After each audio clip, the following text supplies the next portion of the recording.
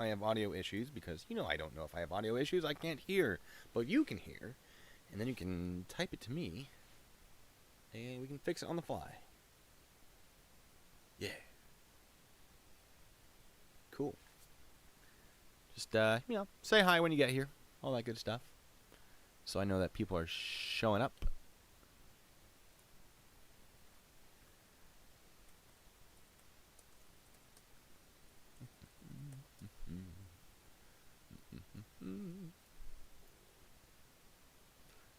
Hey.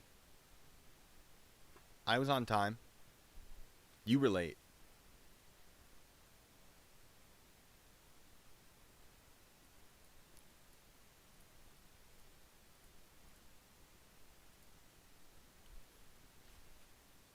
Harumph, I say. So what's supposed to be happening right now? There's a guy on the internets who I was talking to about the police situation in Portland with the federal police, and he was very certain that I was wrong. And after literally hours of back and forth, I was like, "Hey, dude, look. Why don't we discuss this in a live stream?" And I didn't think he'd want to. I just sort of threw it out there because I'm like, my fingers are getting sore from typing. And he was very excited. He was very excited. He called me a bunch of names and said, "Let's do this," which was weird, right? Like, "All right, you Nazi. Oh, you scum of the earth." Yes, I'd love to debate you. Yes. So I messaged him. He said he'd message me, but like, "I'll message you to make sure you're going to do it," as if I was going to back out. And so I messaged him, and I haven't gotten a response. All right, bump up the volume.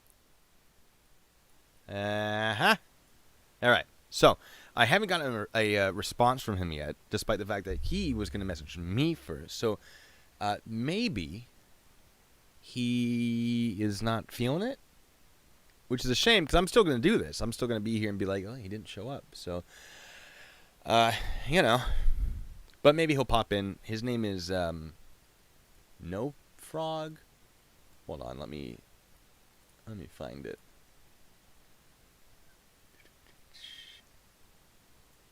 It's on my community thing. So yeah, 2 days ago I put out a sneak preview on my upcoming video on Portland Secret Police. This is not that video, by the way. This is just a debate that might not be happening. But I'll still talk to you guys. We'll still have a fun time. I'll give you some early information on it. So I made a post on Imgur because I kept seeing, if you're not familiar with Imgur, it's a image hosting site. People share funny memes. Recently, it's very, very political. And people keep posting about these secret police doing incredibly illegal things, and I keep correcting them, and people don't like that. People are very upset with me for trying to reduce the amount of fear-mongering. And I'm not saying that what's happening in Portland is great, but there are a lot of things that people assume are illegal that aren't. So we can discuss some of that in just a second. So I made a post being like, "Look, guys, here are the very basics of this." And it did okay. A lot of people didn't like it. A lot of people did like it. But his name is Potato No. He also goes by the name Excuse Me Too. And he goes, "I'm Excuse Me Too, the guy calling you a paid shill." And, he's messaged me. Again, still goes, "When's your video defending federal officers performing extrajudiciary secret arrests in Portland and not reading Miranda rights to suspects in obvious custody, a requirement for Miranda to be read," coming out? Well, he was supposed to debate me today about it, so I don't know what he's thinking. So one of the things that he had concerns about, let me pull up your guys' comments so I can look at what you're having to say. Yes. Hold on, there we go, just the microphone. So, one of his concerns, which is one of the reasons I was so excited to be like, "Oh, let me get you in a stream to discuss this." He thought that upon arrest, you have to be read your Miranda rights. This is not true. All right, your Miranda rights comes from the Supreme Court case Miranda versus Arizona, where I don't remember the exact details, but basically the Supreme Court was like, "Look, if you're going to use someone's testimony or statements in court after asking them questions, you have to advise them of certain rights, because you can't compel a person to testify against themselves. So, if someone is in your custody as a police officer, and you're asking them questions that are potentially incriminating, which is what an interrogation is. People think interrogation is, break people's fingers. No, interrogation is they're in your custody and you're asking them potentially incriminating questions.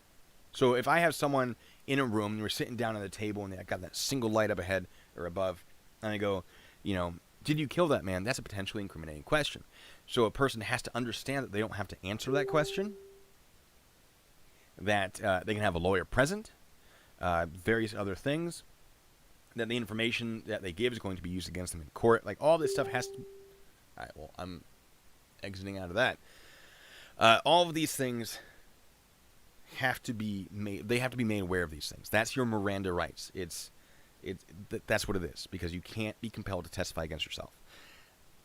That does not have to happen upon arrest. It often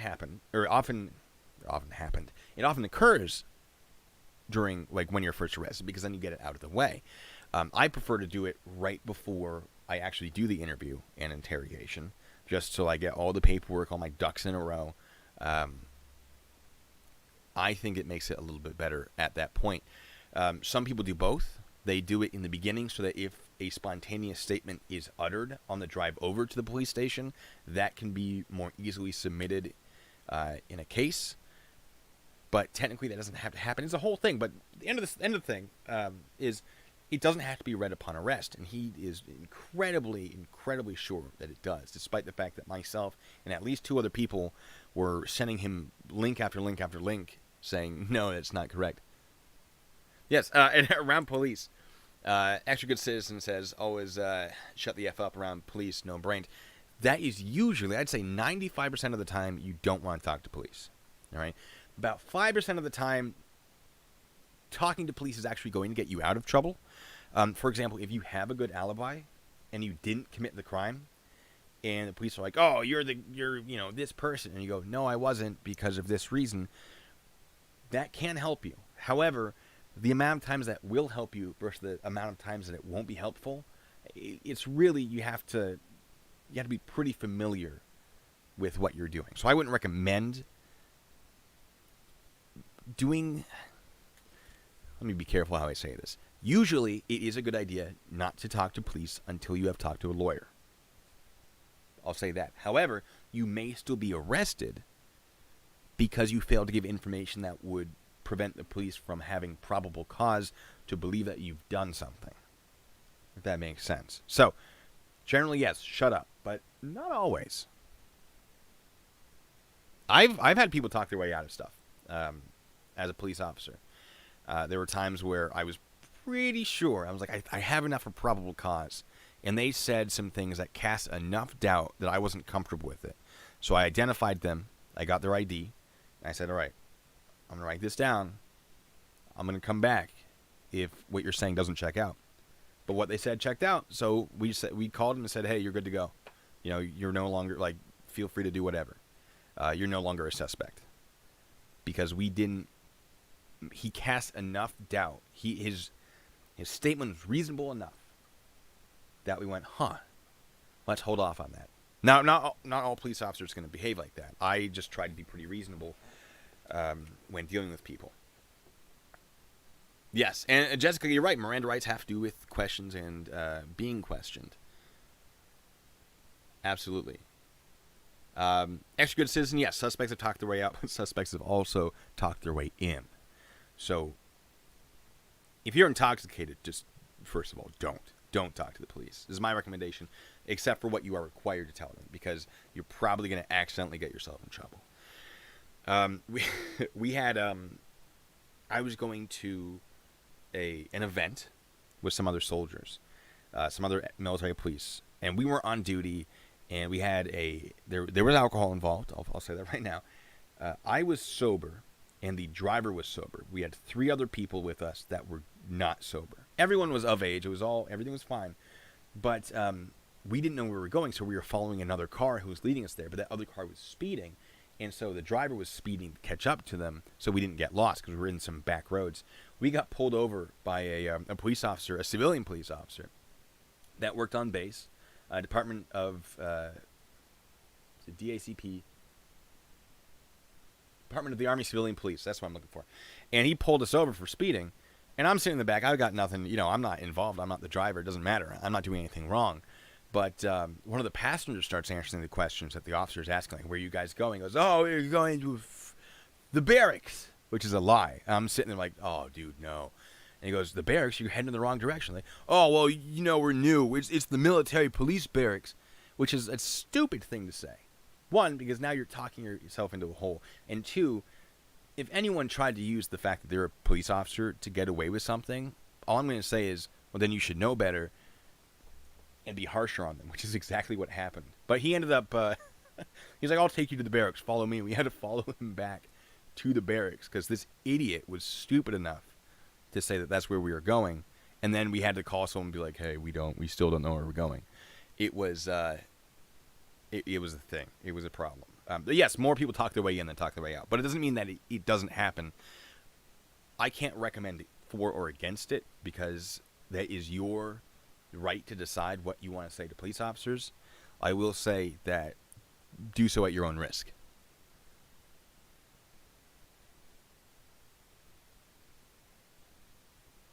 Excited utterance, yes. Spontaneous utterance is also, I think, it's called the same thing.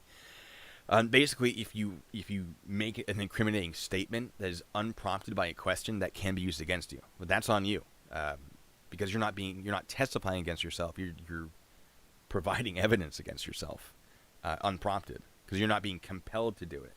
That's a whole thing. And Patrick, you say most people don't know their rights. They don't know that a cop has to have reason for everything he does. Why don't they know their rights? That is a better question. That's a great question. Why don't people know their rights a little bit more than they do? I strongly support and recommend.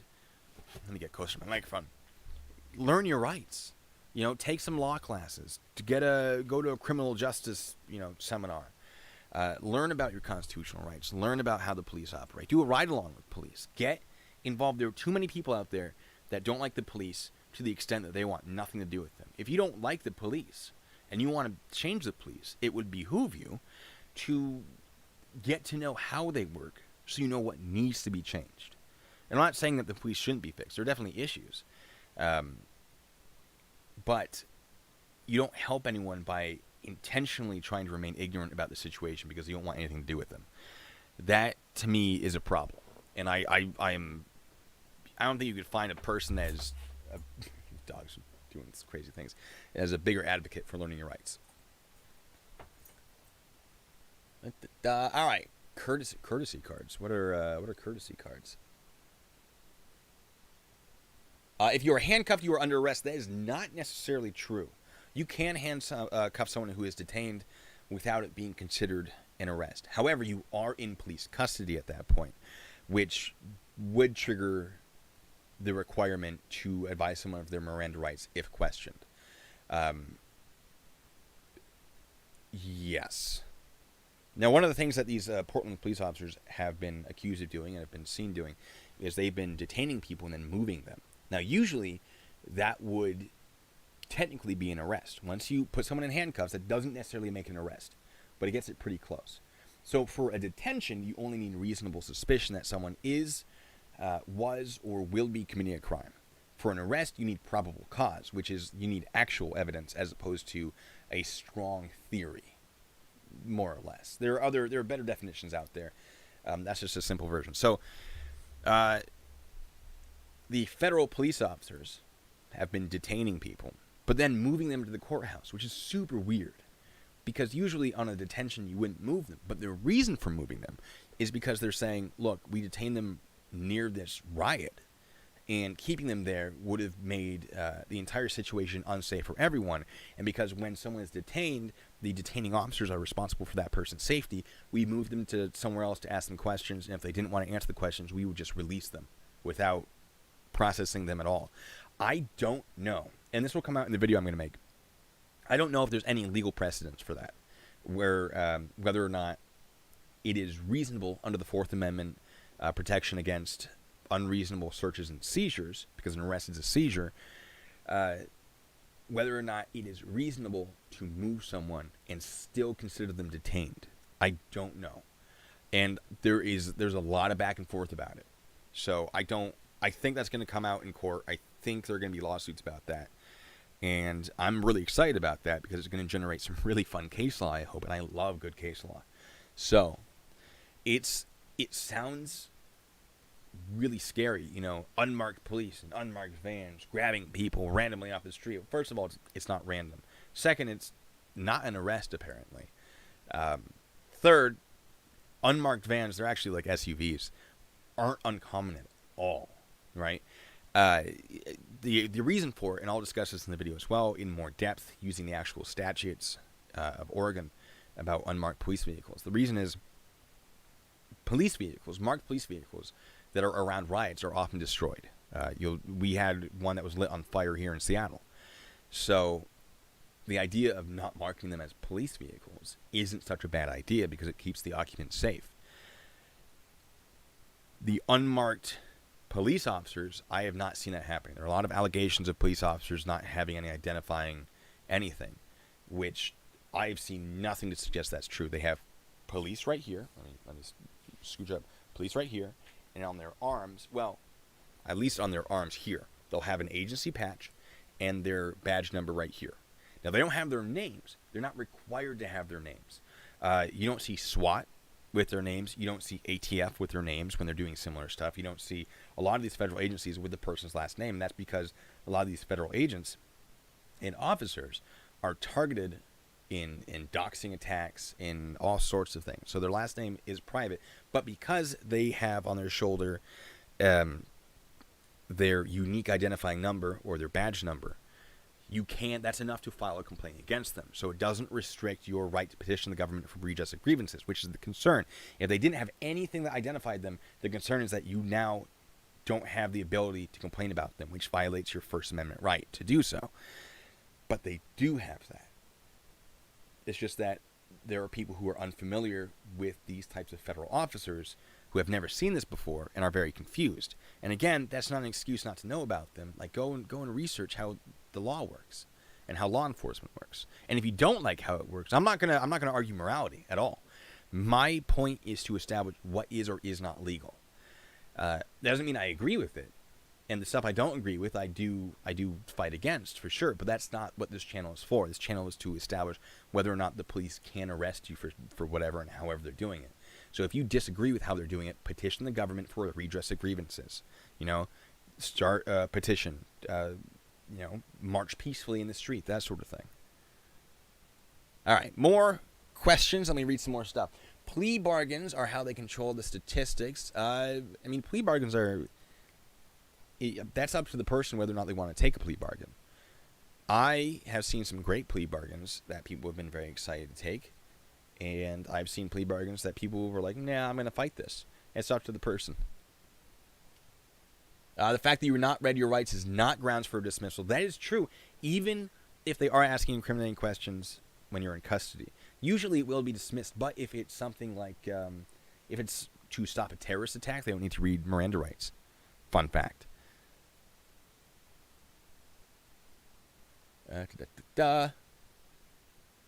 Hold on.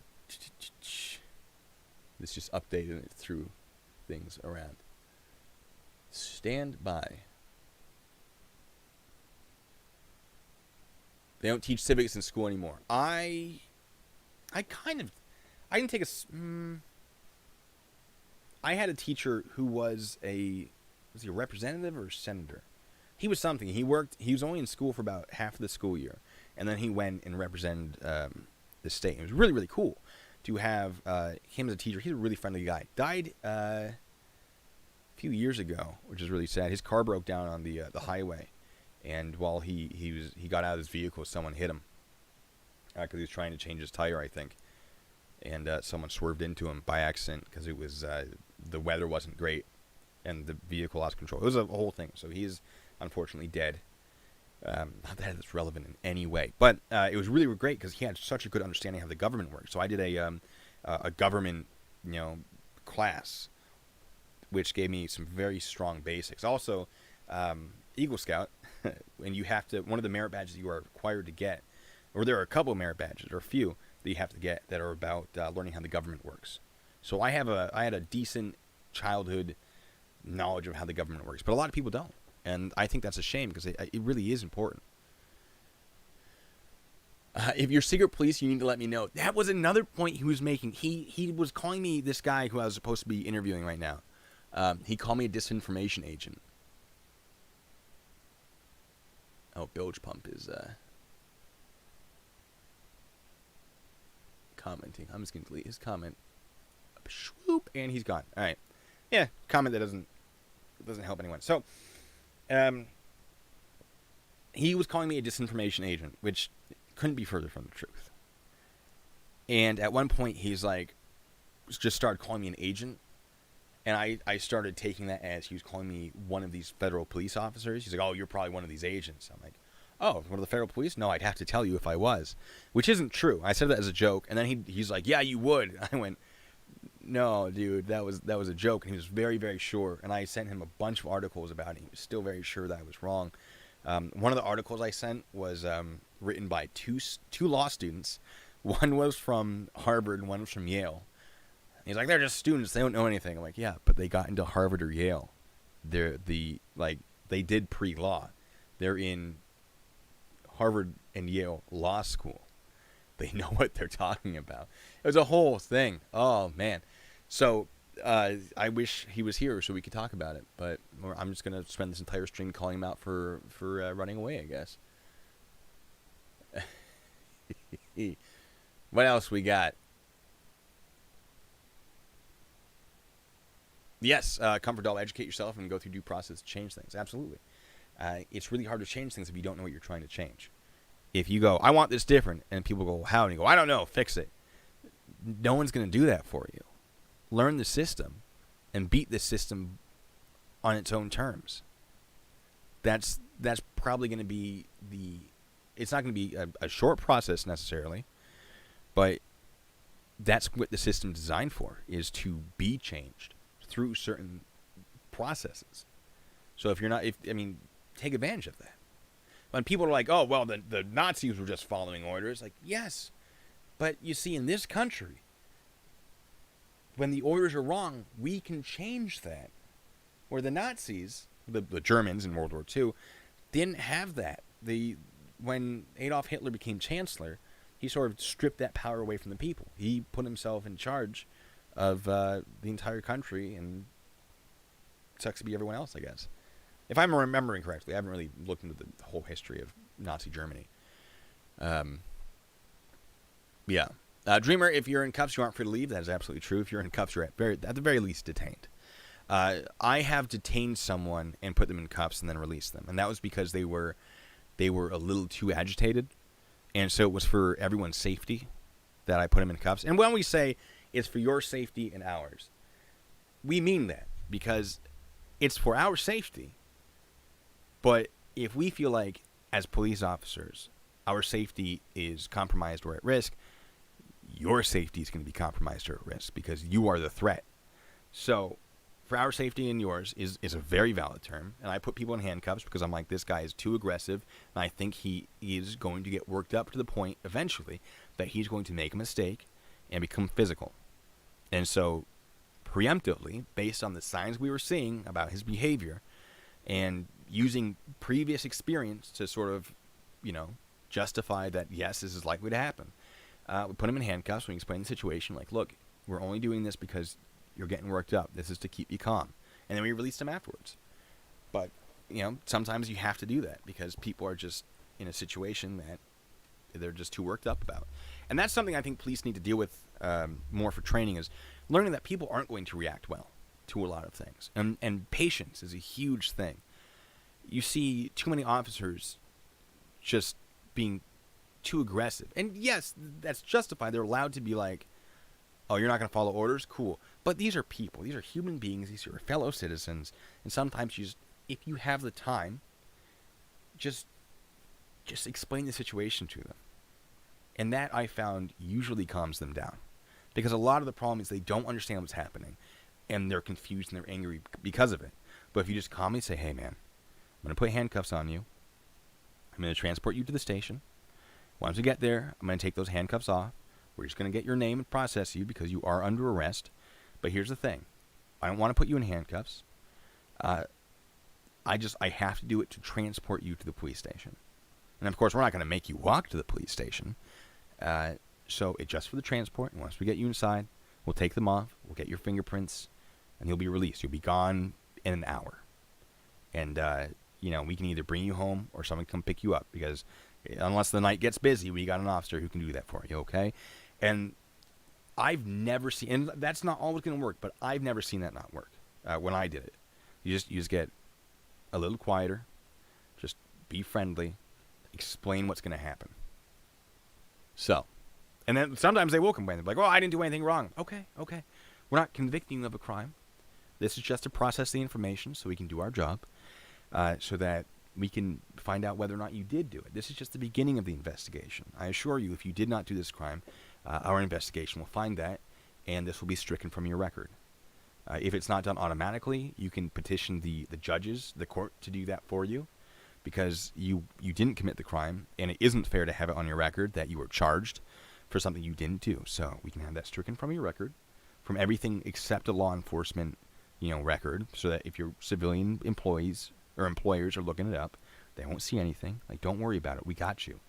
If you're innocent, we'll take care of you. And sometimes that's all you have to do. And that's not always a possibility. That's not always going to work. But not enough officers are willing to do that because they don't have to do that.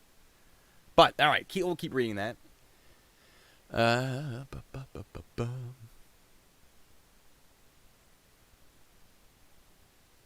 Yes. You should need more than just a high school diploma to be an officer of the law. Now, I do want to talk about that. So, I had months of training. All right. The average is 6 months for a police education. And I think it ends up being something like 600 and something hours. How many hours average police academy? Oh, it's way more than that. Hold on. Let me give you guys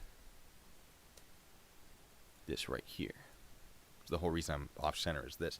So, BJS.gov says 840 hours. That's, U.S. Department of Justice, Bureau of Justice Statistics. The average is 840. Now, obviously, some are more, some are less, but the average is 840 as of 2013, according to this. 840 hours is a lot. That is the equivalent of somewhere between an associate's and a bachelor's degree. Now, you think, no, that's not. Bachelor's degree requires 120 credit hours, right? That's more than 840 hours. You are correct. That is more than 840 hours. However, to get a bachelor's degree, you need your core science classes. You need math, physics, or depending on your degree, really. You need writing. You need to have electives. You need to have athletic classes. That's not the word I'm looking for, but basically, your actual major is much, much smaller. It's about a quarter of that. So the 840 hours becomes very, very similar to a bachelor's. Maybe a little bit less than a bachelor's as far as how much is actually devoted to criminal justice for a criminal justice degree. So that is an interesting complaint, but it's a lot of people fail to realize how much of that degree is actually criminal justice. And then when you compare that to how much training police officers get, that's a big difference. Now, as someone who has done the whole criminal justice degree thing, most of the criminal justice degree is investigator level work, where you know how to deal with a crime scene, how to package evidence, how stuff works in a court of law, and that is very, very important. However, what it doesn't teach you is human interaction, which is one of the things that most police officers struggle with. It's very hard to teach how to interact with a human being, especially if you already have bad habits. Your interpersonal skills are often learned as you grow up, as opposed to being taught in a classroom setting. So after that academy, what the officers end up doing, usually almost always, is they go to an OJT program, which is on-the-job training, where they get paired with a more experienced officer and they learn how to interact with the public. I had that. I didn't know anything coming out of the academy. Like I knew a bunch of statistics. I knew, how to do paperwork. I knew all this stuff. But I didn't know how to talk to people, and I got really good at it. But in the beginning, I didn't know what to do. So thank goodness I had that. The problem is, what if your training officer is garbage? For example, our boy George Floyd, training officer messed up real bad. So the hours are actually, on average, going to be greater than 840 because of the on-the-job training. So it really isn't as bad as it seems, but you can always use more. And I think the criminal justice degree would be really important to understand how evidence is submitted to a court, to understand some of the other aspects of law enforcement that aren't as common as a patrolman, but still good to know. Let me see. Citizen's arrest is not recognized in all states, and where it is, it has to be for a felony action. That is usually correct. Each state has different rules about a citizen's arrest. The felony thing isn't always true, though.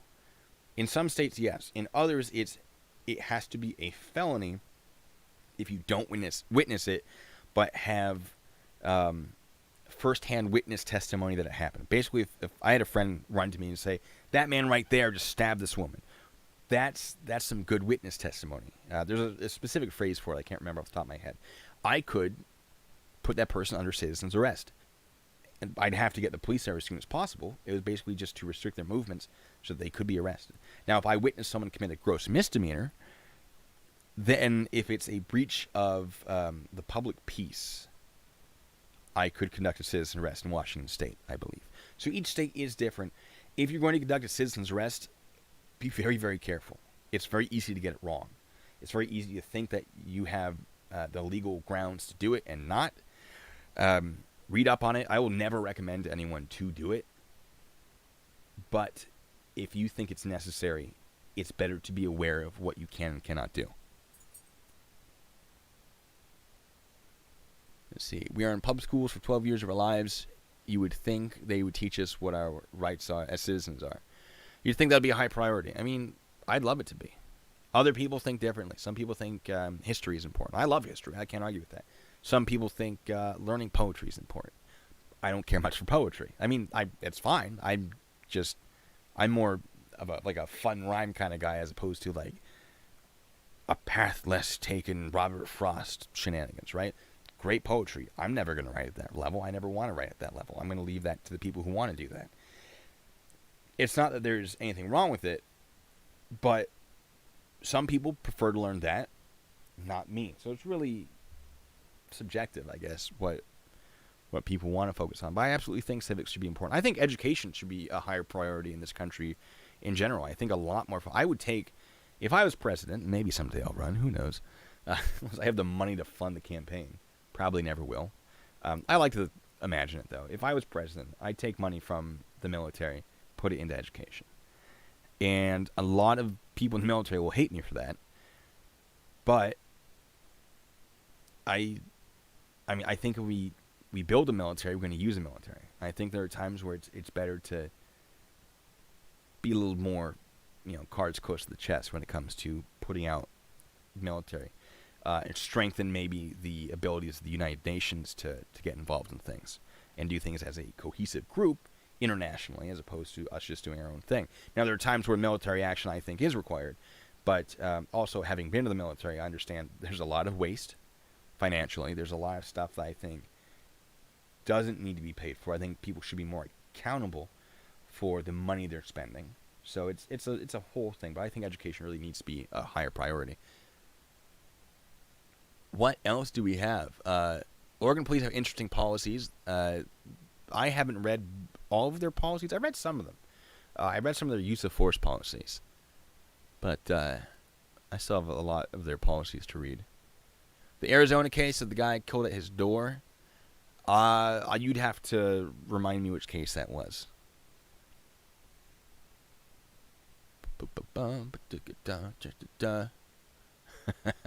Any follow-up plans for DeWitt? Has that low pretend pig over with? I do have plans for DeWitt, but I'm gonna wait until his trial happens, and we're gonna discuss that as it goes. If I can get access to his stuff, I don't want to keep rehashing the same thing over and over. I'm gonna leave that to other channels. I put out information while it was relevant, while there's a strong interest. I know there's a strong interest. I know if I made videos on it, I get a lot of views. But I'm putting that on pause right now to pursue the things that I want to talk about that I think are more relevant to what's happening around the country. As much fun as Jeremy DeWitt is, I'm going to let other people talk about it for right now, because there's not enough. I don't think there's enough new stuff coming out that's really worth doing at the moment. Rhode Island State Police uses numbers instead of names, and that's not super uncommon. That really depends on the state and the municipality, and sometimes the county, right? As long as they have a unique identifying number or sequence of numbers and letters, they can be identified for a complaint. You don't need to know their last name necessarily for complaining, and that's what it comes down to. So not all agencies will have something like that.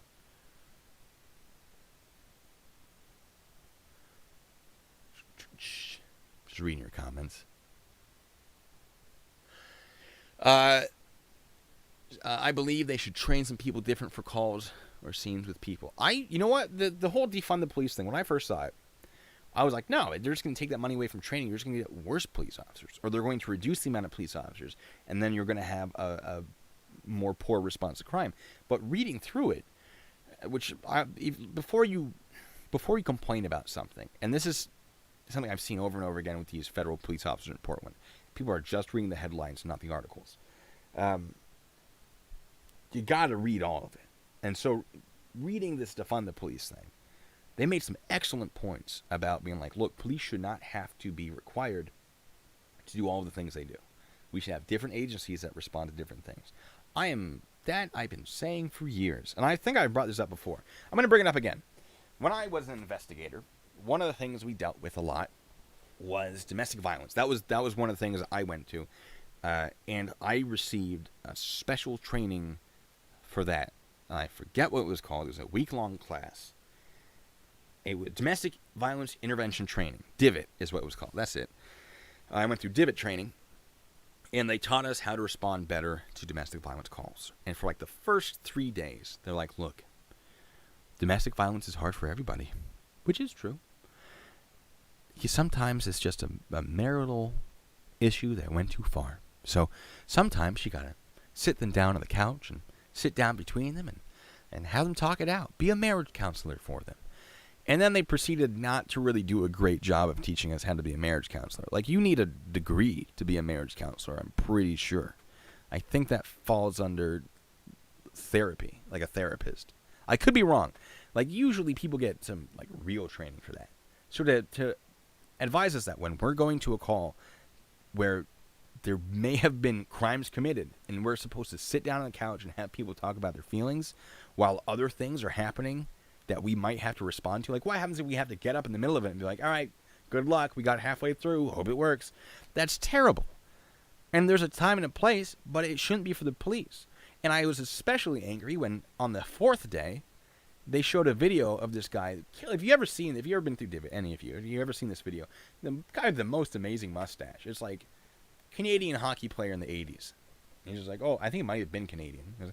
Well, I had a lot of domestic violence calls with my wife, about 5 of them, and every time the police came, and they'd sit us down and they'd mediate our discussion, and then they'd leave, and then I'd beat my wife again because I knew I could just pretend to be all sorry about it, and now I'm in jail because I almost killed her because the police never intervened properly, Like, why would you teach us to mediate, to be a marriage counselor, if people are admitting, like, yeah, it was easy to take advantage of it? Like, that's absurd. And so I was always frustrated by that. There was always things like, why are we responding to this? Like, why are the police responding to a dog running around in the street? If you call us to it, we have to go. Like, we are required to go and show up and make sure it's not like code for actually I'm being murdered. Please help me. And you get that with, like, there's that famous incident where the person called the police and said, I'd like to order a pizza. And they're like, you understand this is 911, right? And they went, yes, pepperoni, please. And they went, are you in danger? Yes. 30 minutes? Great. And then they hung up, right? Well, it was a landline, so 911 had their position. And even if with a cell phone, they can triangulate your location generally to a degree. And they sent police, and it turns out the person was, like, being attacked. And that 911 call saved their life. So police have to respond no matter the incident, with some exceptions. It really depends on the department. Our department, the most recent department I worked with, we had to respond to everything. If someone called the 911 line, we had to be there. Even if it was like, my cat's stuck in a tree, we had to go, even if we couldn't do anything about it. We had to go there, wait for the fire department to say, oh, we're not going to do that. We're playing Xbox. It's 2 in the morning. Get out of here. And then we'd be like, sorry, ma'am, nothing we can do. Get a ladder. So, I agree that there should be more agencies. However, that's not going to reduce the amount of money being spent on those types of agencies. Best case scenario, it just reallocates stuff that already exists. It's probably going to be a lot more expensive, though, because running a separate agency requires a lot more administrative whatever. So you're actually going to see more funds going towards that, which isn't necessarily a bad thing, but people have to understand that this isn't going to allow more money to be used for other things like education, which is what I advocate for, or fixing roads or whatever. A lot of people are misunderstanding, like, oh, if we take money away from the police, we'll be able to use it for other things. No, you're going to be using it for those other agencies, and it's probably going to be more expensive to do that, which is fine.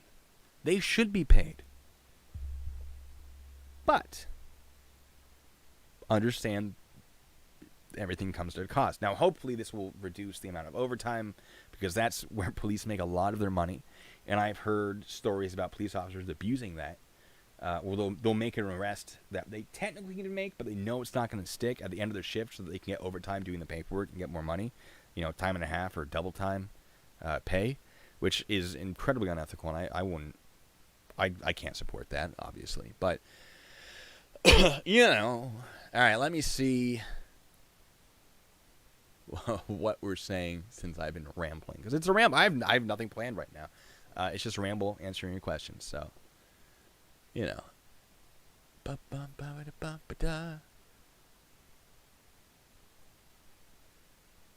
Miranda versus Arizona, 1966.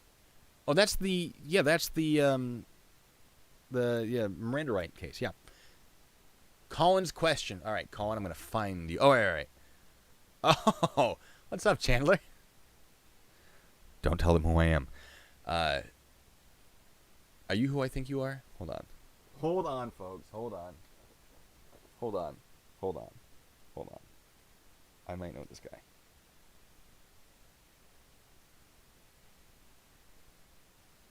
This might be one of my... Never mind. Anyway. I'm checking real quick, because otherwise it's going to get weird.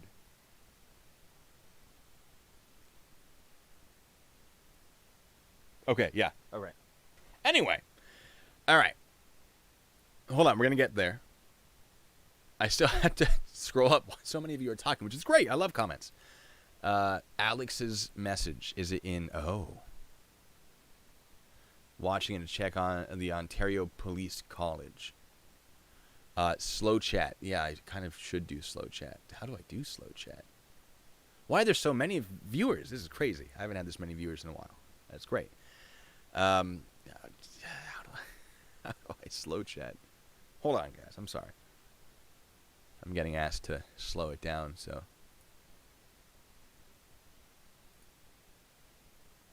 Do I manage it? We're going to figure it out in a second. Hold on. Let me answer some questions first.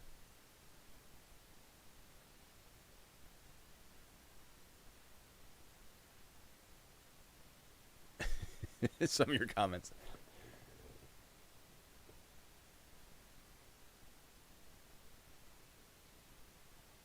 Officer's ID must be on any report or ticket. Yes, I believe that is true.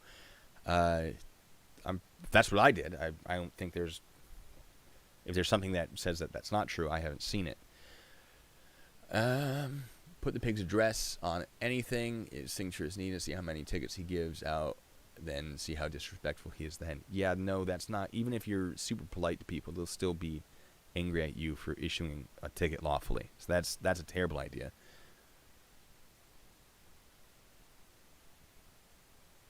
Some pig was pulling over women in California and raping them. That's why undercover cars can't be used to pull you over in most states. Undercover cars can be used to pull you. Well, unmarked cars can be used to pull you over. If you think that someone is not a police officer and they're trying to pull you over, call 911, confirm, right? Because 911 will be aware when you pull someone over and you go, dispatch, I have traffic on, Hazelnut Street, stand by for plate, or however they do it. That was our standard thing. I'm like, describe the traffic. The traffic just means traffic stop. And you go, failure to yield, or license plate light out. License plate is as follows, Delta X Romeo whatever, and they go, copy Delta X Romeo whatever, running the plate, and you go, Roger, show me on first pursuit or first approach, and then you approach the vehicle, and you get their information. You step back to your car, and if there's a warrant out for this person's arrest, they'll say clear the vehicle or something like that, which is just code for like you don't want them to hear this over the radio that you know who they are now and what they're wanted for. So you step away and they'll explain. And some of this you can all be done on a computer. We didn't have a computer. We had to do it all by radio. It was awful. It was time consuming. So yes, call 911 if you're not sure. Absolutely, because they'll 100%. And if they're like, no, we don't have an officer in that location, pull away. Tell them, I need an officer at my location now because I think someone's trying to pull me over and they're not a real police officer. And then stay on the line with them and be like, all right, let me give you updates on where I am so the officers can intercept, right? That's going to be probably your best move. And if they are real law enforcement, it's all recorded, and you can use that to save yourself from charges of failure to yield and fleeing and all that. Because you made a reasonable choice, and it would have been dispatch's fault. Citizenship merit badges. That's right. Community, nation, and world. Deuce alive. You got this. That sounds right. Let me see what else we got. Drug courts violate due process. Not that I'm aware of. If you gave me more details than that, I might be able to answer it a little bit better.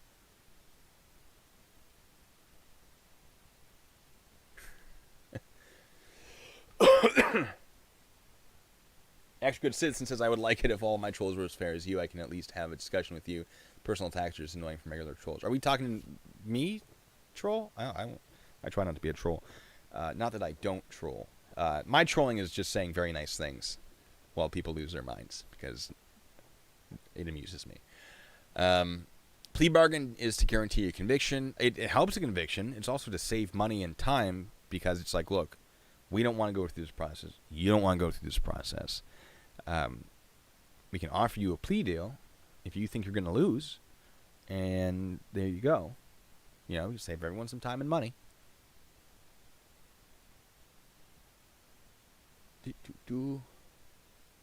Old BF from the UK said the United States justice system is bad, except compared to everyone else's in the world. I mean, there are issues, obviously. The issues come down mostly to the people in it, right? The system's not awful, usually. It's the individuals who make mistakes, either intentionally or unintentionally, that cause the most problems, I think. The justice system I think we have isn't... It's pretty well thought out. And not to say it couldn't be adjusted in any direction, but,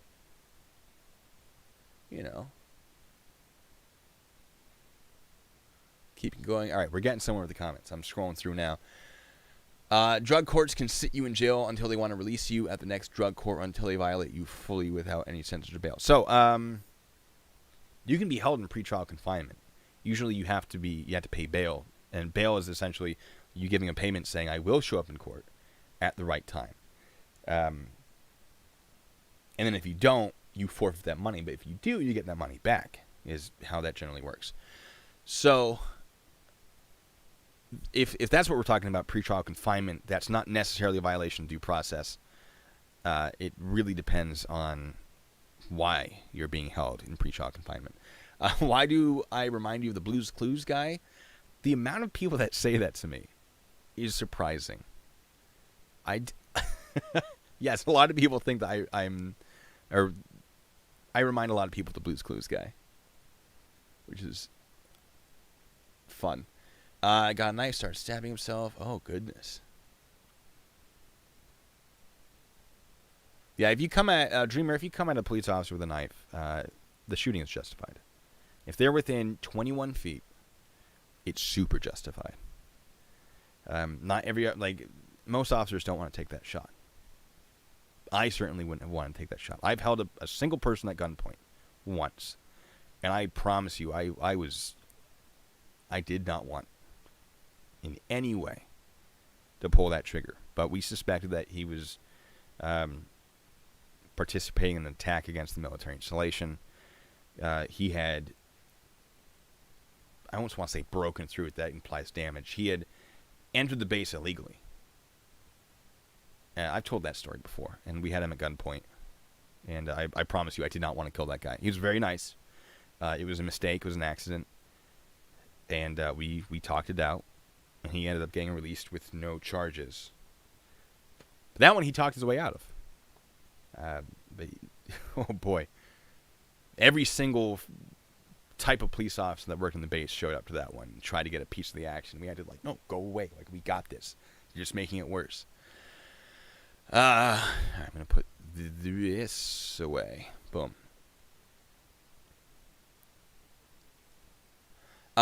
Jessica, you said you had to do an internship. Who did you do the internship with?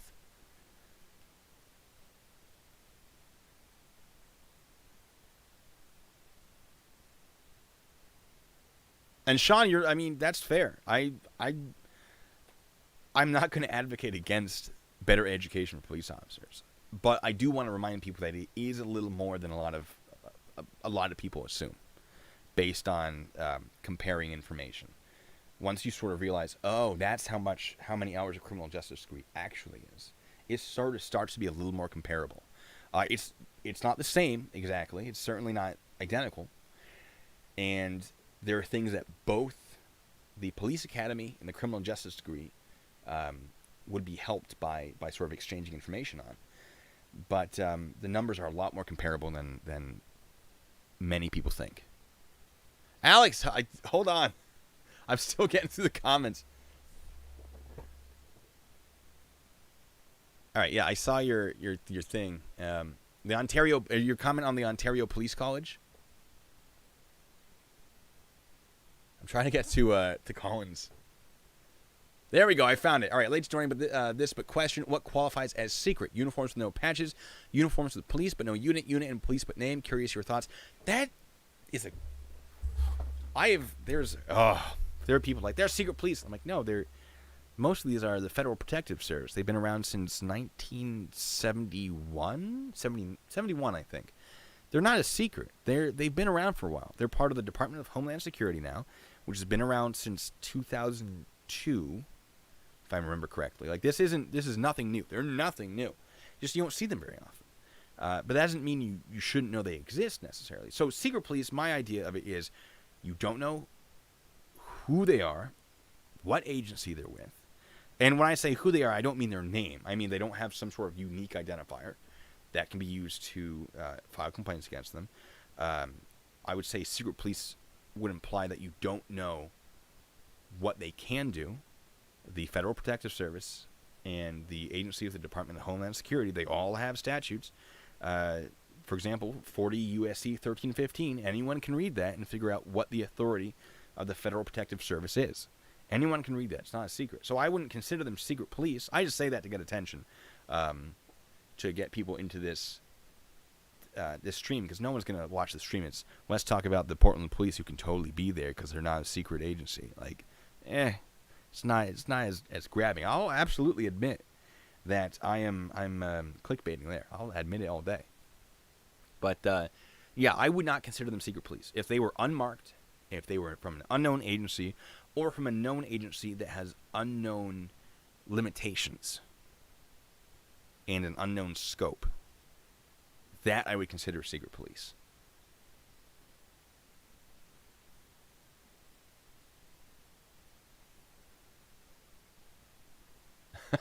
Gary W., if you can do a citizen's arrest for felony douchebaggery, frauditors better watch out. That I would not recommend a citizen's arrest on a First Amendment auditor. Those are really, really tricky, whether or not what they're doing is right or wrong. Often it's wrong, but often it's right. The ones I focus on are doing it wrong, not because the entire people think like, oh, you're against the auditing community. No, audit away. Police shouldn't be scared of being filmed. However, there are limitations, and when I come to you on your channel, I say, hey, well, actually, this is wrong, and then you have this big fuss about, no, you're with the government, you can't tell me what to do. Well, I'm going to make a video about it because obviously, I'm going to educate you and other people involved in the auditing community that you are incorrectly giving information to about the whole situation and why it is illegal. For example, filming in a post office. They can absolutely restrict that. Poster 7 doesn't protect them like they think it does. But that's a whole different story. Collins, I got Collins' question. All right.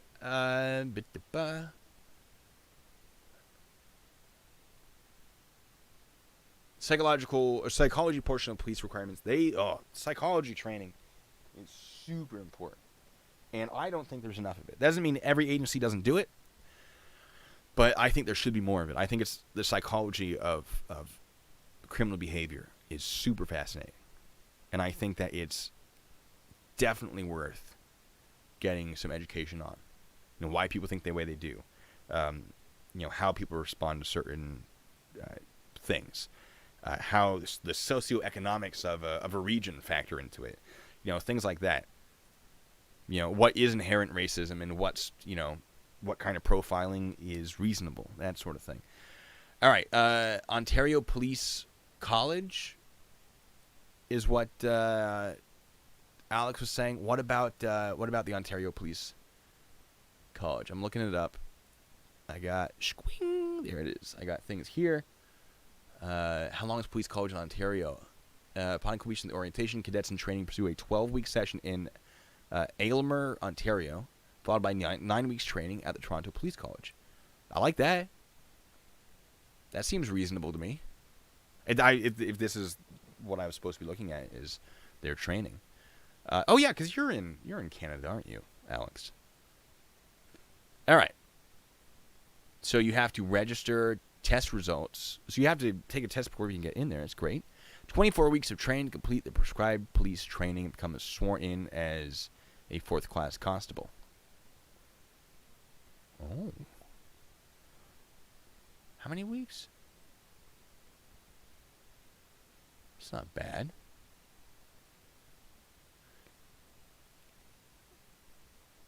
Get some training, pursue 12 weeks, followed by 9 weeks. Yeah, 24 weeks is not bad at all. And Bachelor of Policing degree. What? While a policing degree is not required to become a law enforcement official, having a college diploma or degree is required to become a Toronto Police Service constable. And oh, that's fun. I like that. I can't argue with that. That sounds great. All right. Staying Master says, first, fire the college professors. I had a couple professors that I didn't think should be, but there was one that taught English that was awful. I'm not gonna put them in the limelight here. Real Lord Police has something new on Patreon today. I don't have their Patreon, unfortunately. I should. Police called for domestic due to neighbor falsely reporting it was physical. They arrived and announced themselves. He opened the door with the gun. Yes. I've had something, I don't want to say exactly the same, but I had a call where the neighbor said, or let me correct myself. The individual was calling said their neighbors had said, I'm going to shoot you with a gun. That is a threat. That is imminent danger to someone's life that is not protected by the First Amendment free speech. We went speeding down there. I made first contact at the house, and there was a woman there taking her trash out. I went, are you this person?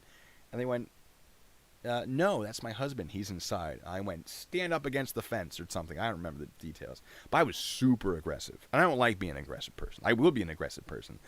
It's not my preferred state of being, right? And so I got the husband. I said, "Did you threaten this person?" And he went, "Wow, I said, if you keep throwing your trash in my lawn, I'm going to go get my gun." And I'm like, "Well, I'm going to have to bring you in for that so we can discuss this further." And I brought him in, and he's like, "Well, I wasn't going to shoot him. It was, this my dog is beating up everything with her tail." Brought him in, talked to them. I was like, "Look, I'm sorry for being so aggressive, but we thought you were about to shoot someone, and I needed to dominate our interaction very quickly. I need to be in control of the situation. I apologize for being so aggressive." He was black, which made me feel really bad, but he didn't make this a race thing, thank God. His wife was not, but I was so worried. I'm like, "Guys, I'm so sorry. This has nothing to do with that." Because I only bring that up because that is an issue that is a problem these days. And we talked it out, and I was like, "Look, what you said that you've admitted to me now was a conditional threat. There was no imminent threat because you said if you continue to throw trash in the lawn. I'm being told to charge you. What I recommend is getting one of the free attorneys that the military base will provide you and asking them how imminent threats work. I can't give you legal advice, but that's going to help." And he got out of it because he used the imminent threat defense, or lack of imminent threat. Should I have done that? I don't really care. I'm going to do that. I'm going to help these guys out because I was being pressured to enforce something that I didn't think should have been enforced. But, I mean, that's up to the judge to decide if it even gets that far. But I gave him advice that worked. So that's the whole thing. That's so false reporting is very, very dangerous. And you can be charged with false reporting, which is why these reports are taken seriously, because the argument is, yes, anyone can file a false report, but then they can be charged with some pretty heavy criminal fines and offenses and whatever, and jail time even. So the idea of them actually doing it is, not... It can be articulated, let me gather my thoughts, that it's unlikely that someone's going to file a false report because of the punishment against them if that happens. However, it doesn't mean it doesn't happen. Doesn't mean that there aren't a lot of issues that arise from it. But when we get a report, we treat it like it's real.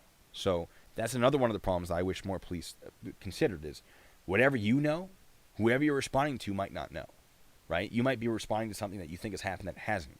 So whoever you're pulling your taser out on is going to be very, very confused because what actually happened, what you are being told happened by dispatch, who's being told by someone on the phone who may or may not have witnessed or articulated what they witnessed, what happened well. You're playing a game of telephone, and so when you arrive on scene, you have to be prepared for it not to be what you're expecting. And not enough police officers do that, I think. At least not a lot of the new ones. They expect to arrive at what they think they're arriving to. You should be prepared to be arriving at what you think you're arriving to, but you shouldn't necessarily expect it. And that's something I wish was more prevalent in training. And I always tried, when I trained officers, because as an investigator, they bring me to the academy every once in a while, the local one on base, because you get recertified every couple of years, and they'd have me teach some stuff, which was always fun, because I'd give them some weird scenarios to sort of get those gears turning. Alex, I might have you call in, actually. Let me finish some of these comments, and we can talk about shenanigans.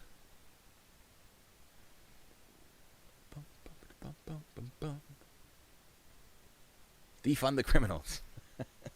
That's another thing. This Portland stuff, like the police are doing awful things. And okay, cool, but don't forget that the protesters are firing fireworks into the courthouse. Like that's gonna create a pretty big response. Just the thought.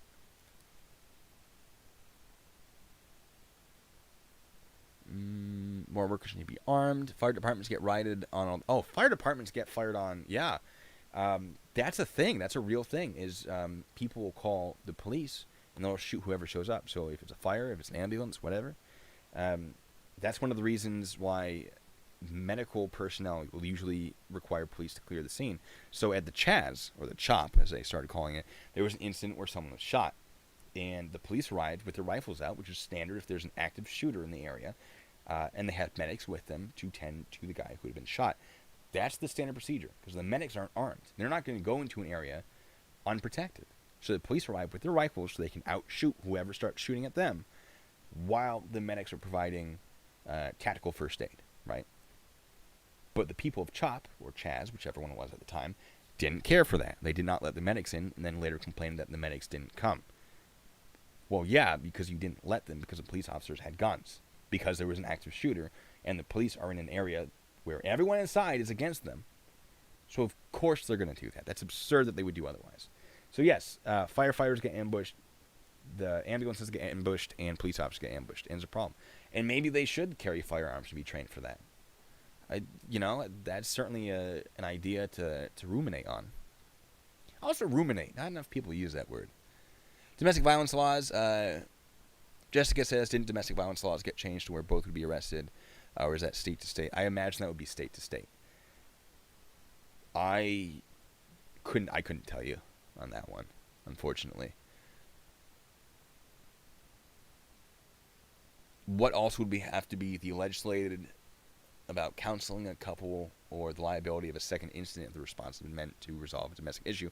That's a great question. Is if you do have another agency that deals with the mediation, how do you do that? Now, I think that it would be police respond, and if nothing's happening, they issue a requirement. Instead of making an arrest, if they're like, we're not sure anything happened, instead of making that arrest, they can issue a summons to go to a counselor. Like, there's a thought, right? If it's just a domestic call that didn't become violent, instead of making an arrest, they might be able to do something like that. I think that would be a great idea. Maybe. Obviously, it'd have to be thought through properly, but something to think about. Oh, I think I've reached the end of the comments. All right. Oh, the college is different up there is what Alex is saying about Ontario. I see. I think I've caught up with all of your questions. It only took me an hour. All right. All right, Alex, you want to call in? Let me get my headphones. My desk is a little full of stuff right now.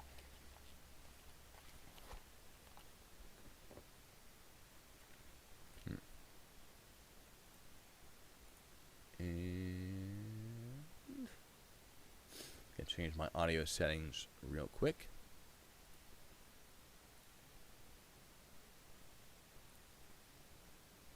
I feel like we've had a good talk so far. I feel like some good information's been put out.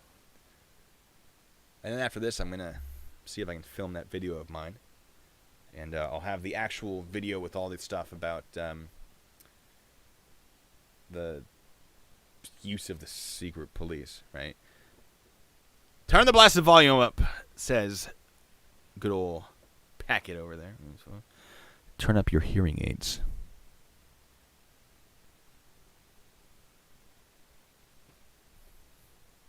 All right, I'll sit in front of my microphone.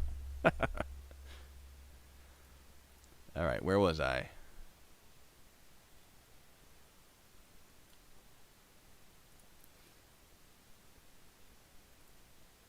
Hello? I've called an Alex. Alex! How's it going, my man? Hold on, I'm not getting... Wait. Oh, I think I might have your audio. No worries. Ah, there it is. All right, let me make sure it's coming through the stream. Yeah, I'm trying to sync it up so I can, it's not jumping around, but... Gotcha. Let me see. Can you, pause for there we 1 go. second? Yeah, I can wait. Even your son can't hear me. Well, I don't know what to tell you. Maybe it's genetic.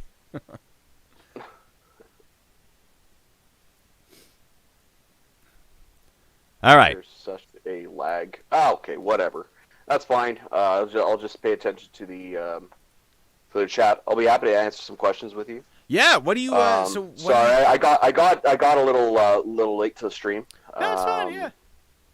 Yeah. So, what would you like to? You want blast off, bud?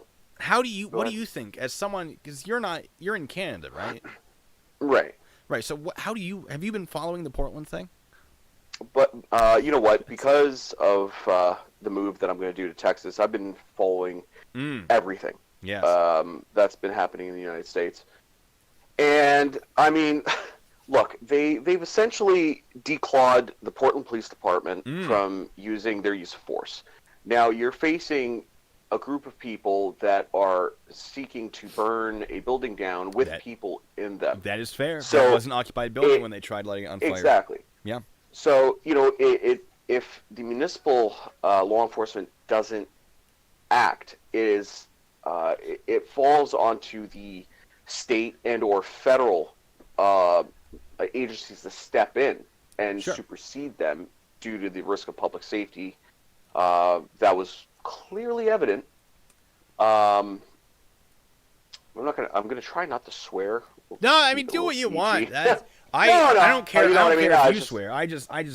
No, you know what? It's just I wanna get my message across in a way that won't turn anybody off. So, anyways, but look, when you're doing that, I mean, I understand peaceful protests. I really do, and I'm for it because you know what? If the public is unhappy with something, and nobody knows, well, how are we going to fix it, right? So that's fine. But when you have people doing that, waiting for somebody to come out of the door with, well, I don't know, what was it? It was a hammer. It was a hammer. Oh, I know a hammer. exactly what you're talking about. Okay, number one, I will be that's talking grounds about to get that. shot. Yeah, that's assault with a deadly weapon against a police officer, which makes it worse. Yeah. Now, thank God that officer had a tack helmet on. Yeah, because they hit him, I believe. Exactly. And I saw the video of where they deployed the gas canister. And they the hit guy the with the boom box. Yeah. Yeah, the guy with the boom box standing there, and he throws it back. Yes. I do want to talk about that. Yeah. What are your thoughts? Well, what are your thoughts? Look, they had to stop that person from continuing to throw things that they're using to disperse a crowd. So they don't want to be affected by whatever, I don't know if it was pepper gas or whatever. They don't want to be affected by that. No. So you're now taking that device and you're assaulting all officers there. Yeah. And they needed to stop that from continuing. So they used a less lethal round. Now, did they mean to hit him in the head? I don't know. Sure. Look, there's no rifling. People need to understand that when these things come out, they just come out. Now, they can take a weird route. Like they're not super accurate. There's no rifling as there is in other firearms. Yeah. To enhance accuracy. So they hit him in the head. But look, at the end of the day, play stupid games, win stupid prizes. Fair. You don't do that. I mean, he was doing great with the boombox. Sure. Yeah, the boombox was a great idea. Why did you need to follow the crowd, and you ultimately ended up getting yourself hurt? Well, that's on you. Those officers don't if they've already been assaulted. If they somehow become incapacitated or affected by that gas, the crowd has already showed a propensity to commit an act of violence towards them. Yeah. So, I'm not trying to be ignorant or anything like that, but I'm trying to. This is the facts. This is reality. If anybody else was in their shoes, I mean, cut me off whenever you want. I'll step in because the stream's really slow on my end. So sure. Let me step in there. First of all, they the chat wants me to talk to you with a Canadian accent. Maple syrup, Tim Hortons, and I'm sorry. So how about that, Moose. You're right. All right, so mooses.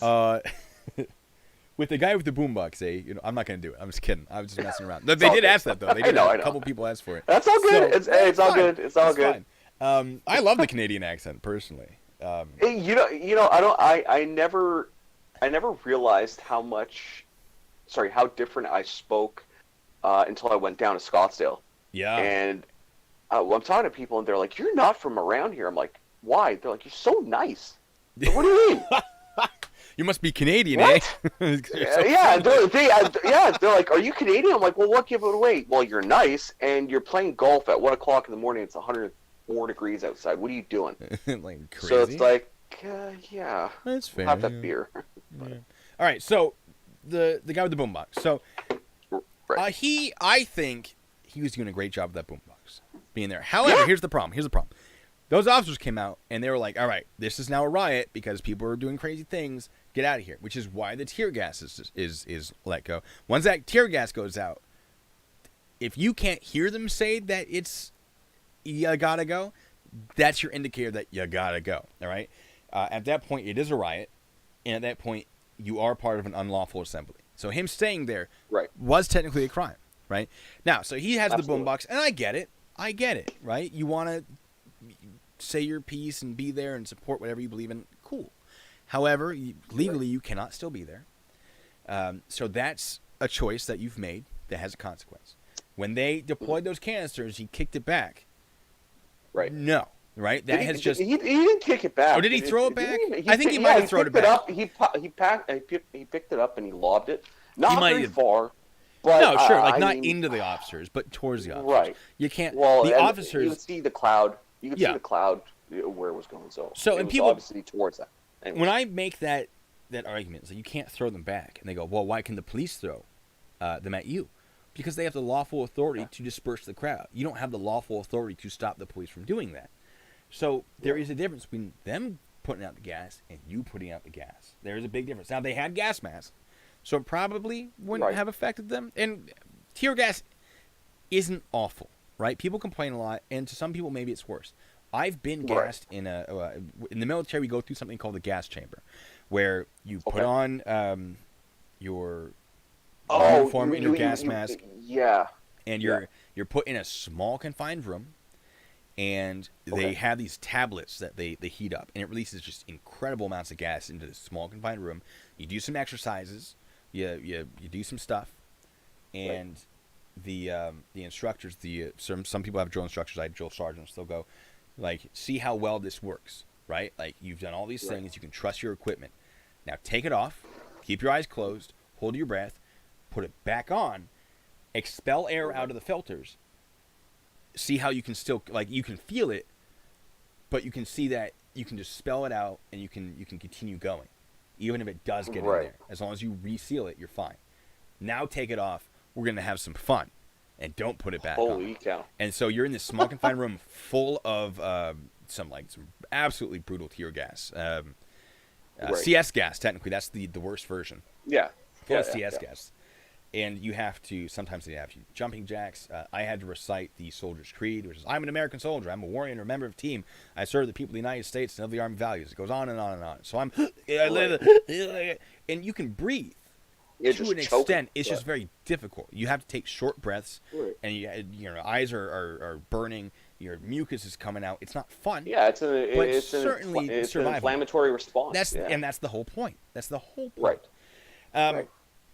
So, we went through something similar just with pepper spray in a room, and then after what happened to us was so we have instructors from every agency. Nice. Okay. And I grew close to one of the instructors, and we were ribbing each other, and he's like, you know what? Remember, actually no, we had night scenarios. And I took him down a little hard, and he's like, "I'll remember that for pepper spray." Yeah. So whatever, my turn, and it's voluntary, of course. There was a couple of people that couldn't do it because they just got eye surgery, the corrective eye surgery. Yep. So, I get a spray right across the forehead, and you're supposed to open up your eyes so it leaks into your eyes. But I open up my eyes, and he hit me again. Oh boy! So you have to go up to you have to radio in your location. You have to fight a punching bag. You have to make a gunpoint arrest. You have to secure the person. Oh, you fight we had to fight a red man, a guy in a padded suit. We actually had to go hand on with someone. Yeah, exactly. Except with this, they kind of kept it a little bit more hands off. They didn't want to. They didn't want to cross-contaminate people too much. Fair. And let me tell you, yikes! This stuff, I've never used pepper spray on somebody because if I do, one, it is horrible, and I'm going to get cross-contaminated. But two, it sucks. It sucks. And thankfully, I've been able to talk people into complying with me for the most part, and not having to to use it. Yeah, no, I never wanted to use it. I've been sprayed twice for training, and Right. I promise you, everyone who's listening, pepper spray, OC spray, is much, much worse than tear or CS gas. I promise you. Oh, It yes. is awful. Now, the CS gas It's is oil based. It's oil. Well, sorry to cut you off. It's oil based. Some are oil based. The ones that we had here, it was oil based, and what Those people are awful. Forgot to do was, well, we found the trick. It was Johnson's baby shampoo, because Pour it you right put into in the your eyeballs. eyes. Yep. Right. So some people were just using just regular body wash. Well, it didn't remove it, and every time that they would go to wash their face, it would reactivate. Yep. A friend of mine woke up the next morning, and in his sleep he had been rubbing his eyes so hard he gave himself 2 black eyes. No. Oh. Yeah, he walked in and we're like, "What the hell just happened to you?" And he's like, "Oh, I don't know. I woke up like this." So, yeah. when the first time I got sprayed, I was like wiping on my face. Yeah. I got my face fine. I got it all off my face. But when I showered the next day, like the second time, right? It reactivated on my shoulder. I could not figure out what was going on. Like, what's wrong with my shoulder? I realized, I was wiping my face on it. It was the whole thing. It will reactivate on the skin. Yeah. So CS gas is great to disperse a crowd because no one wants to be in it. Once you're out of the gas, you're fine. Like, it goes away. Like within 15 seconds. I've never been through through CS gas and stuff like that. It only affects you while you're in it. Once you're out of it, right, like, you're fine. So it's such a good tool for dispersal. I want to talk about how it is or is not a war crime in just a second, which is another video. I'm sorry. Can you?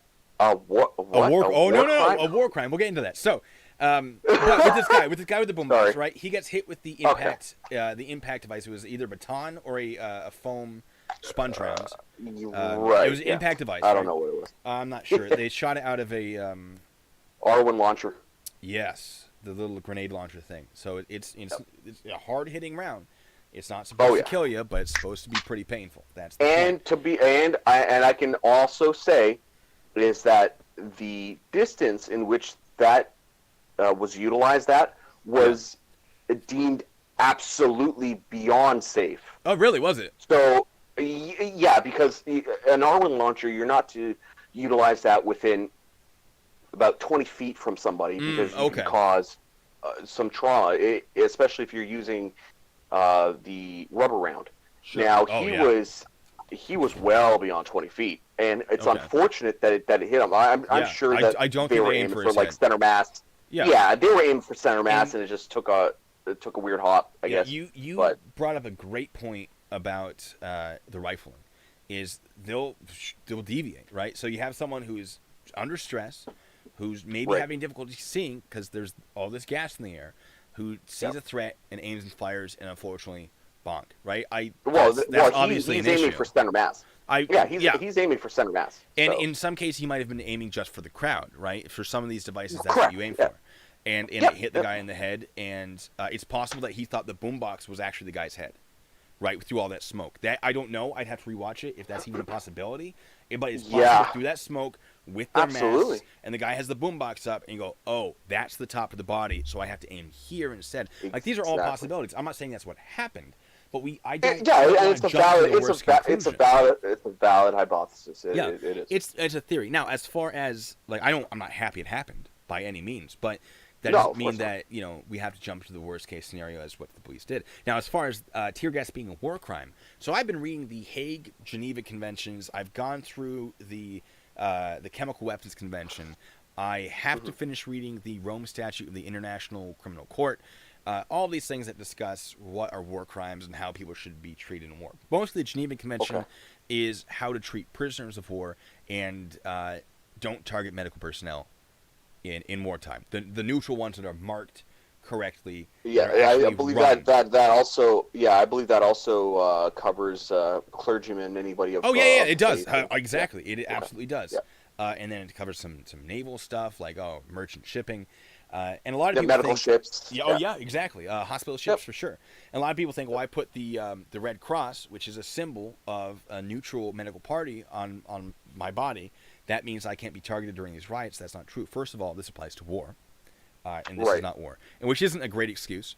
But second, you have to actually usually be part of. You have to be an actual organization that is working as who is like, hey, we're here.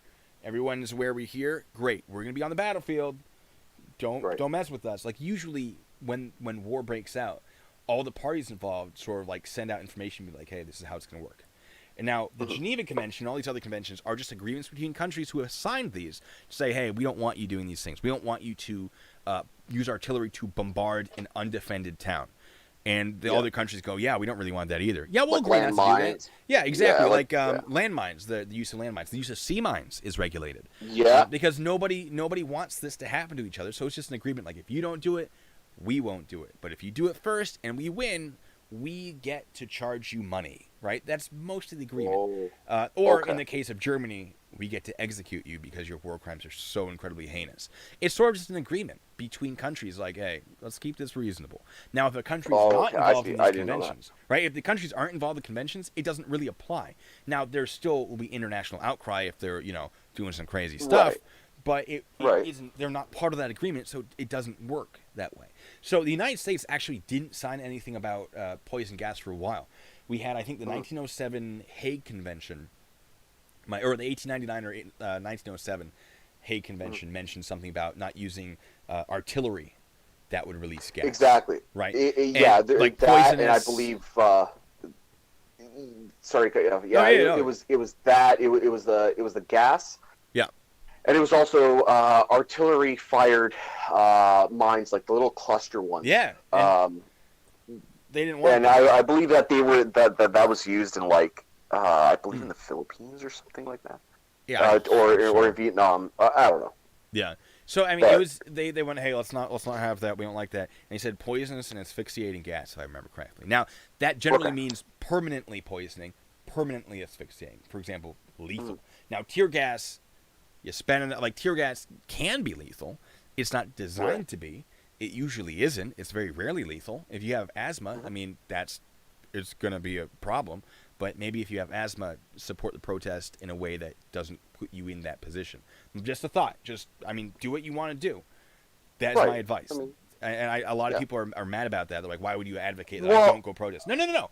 Support the protest. Maybe don't put yourself in danger, right? Well, it's like, look, let's use some common sense here. Okay, you want there to be an end to violence, fine. But if you use violence, it's counterproductive. You're not proving your point. Now, if everybody goes in there and everybody's peaceful, people are more inclined to listen to rational people that bring up an issue that's supported with facts, right? I mean, I'm for that, absolutely. And I understand that people are upset, but there's a lot of issues that we can go into, and I want to be a little bit neutral on this, so I don't want to take a side, but it's just a lack of common sense. Oh, I think it's also a lack of why are you burning places to the ground? Right. What is that doing? Well, one of my concerns,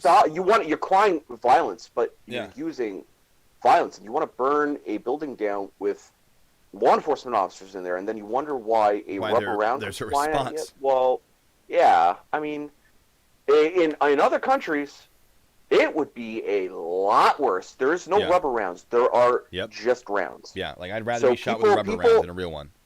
Exactly. So I feel that people are taking for granted how controlled. Yes, there are problems, but in other countries, it gets solved by death. Yeah. Which and isn't you necessarily can't voice great, your opinion. but exactly. I mean, the more and more this drags on, the situations that people continue to put themselves in. I mean, it's like any job, and then to target fire departments or come on, medical staff. Well, yeah, we have to secure the scene to ensure that we're responsible for them, right? They do a function that we are doing our function. So. Yeah, the paramedics in a couple situations didn't go in. Well, that's not their job. Why? If it's why unsafe, are they gonna get killed? Oh, like, we'll protect you in the chop zone. no, Right. no. Okay. Yeah. See, no. yeah, the medics aren't going to go in if it's just going to cause more people to die, right? They're not going to put their lives on the line to go save another life. You know what? If I can share a quick story with you. Do it, yeah. So when I was a couple years in, I came across this individual. He had crashed his pickup truck, and there was a couple of indicators to me that he might have been impaired.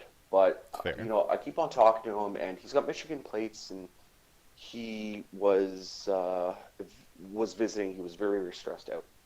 So I asked him, I'm like, listen, are you on any medication? Are you tired? Because you're not.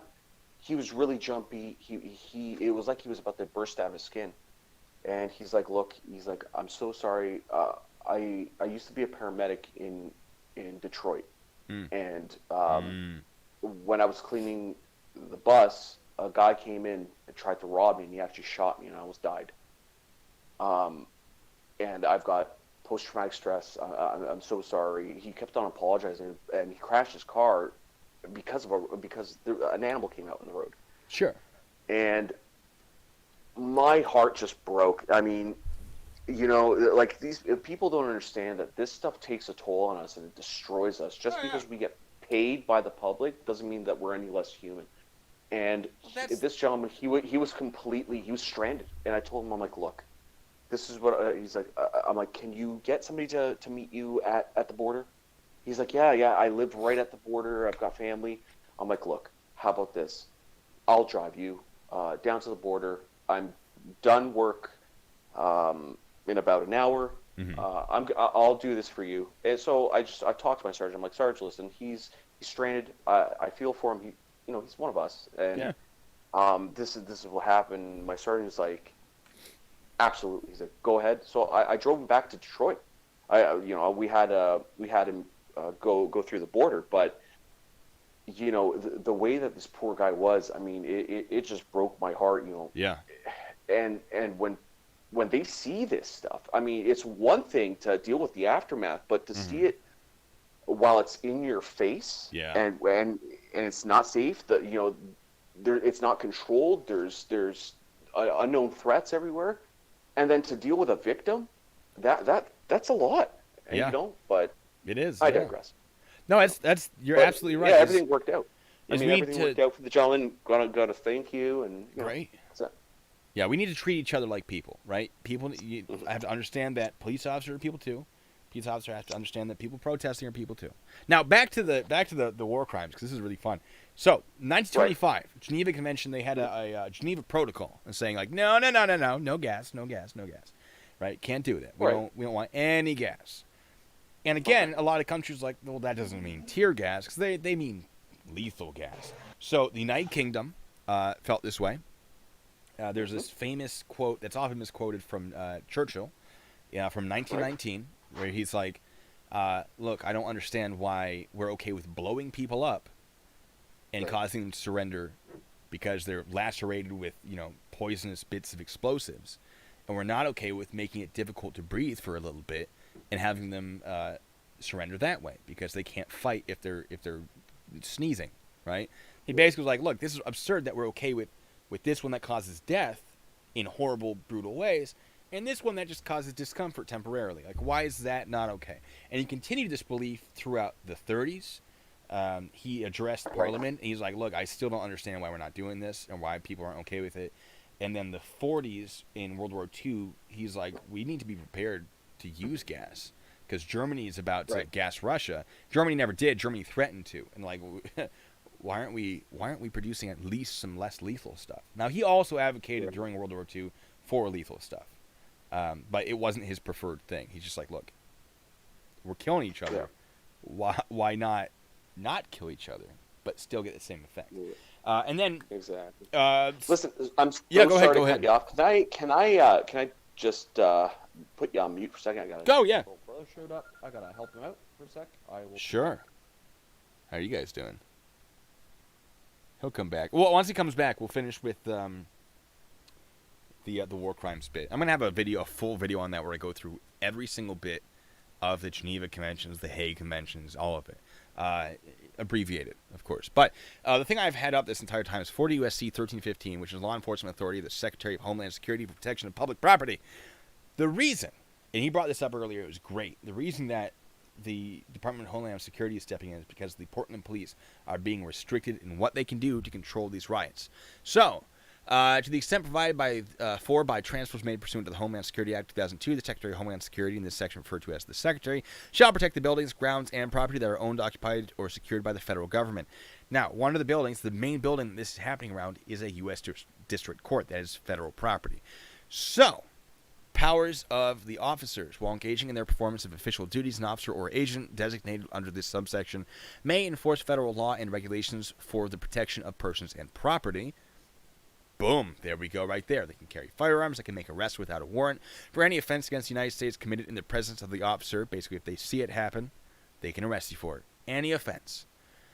Or for any felony cognizable, meaning understandable or recognizable, I guess, under the laws of the United States, if the officer or agent has reasonable grounds to believe that the person to be arrested has committed or is committing a felony.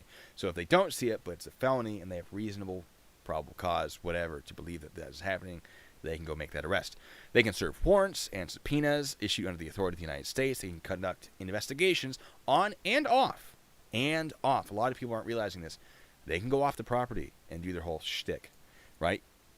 Of offenses that may have been committed against property owned or occupied by the federal government or persons on the property, and carry out such other activities for the promotion of Homeland Security as the Secretary may prescribe. All right. So they can. Oh, did I not have that up? Was that up? That was up. I just minimized it and it went away. All right. Putting that back up. There we go. Problem solved. So that if the state isn't going to protect the property, the federal government has the authority to do so. And that's what they're doing right now. And this idea that Donald Trump is sending them in, I don't know if he's actually the one, because the Department of Homeland Security certainly doesn't need his permission to augment the forces that already are present in that courthouse. I don't know how involved the president is in all of this. I do not. Some say that he is directly involved or imply that he's directly involved, and some say, hey, he's not. Chris Wolf, I think, is the director of the Homeland Security. He absolutely does not need permission from the president. Maybe he has it, though, especially since the president issued an executive order basically saying, like, look, we got to protect this property.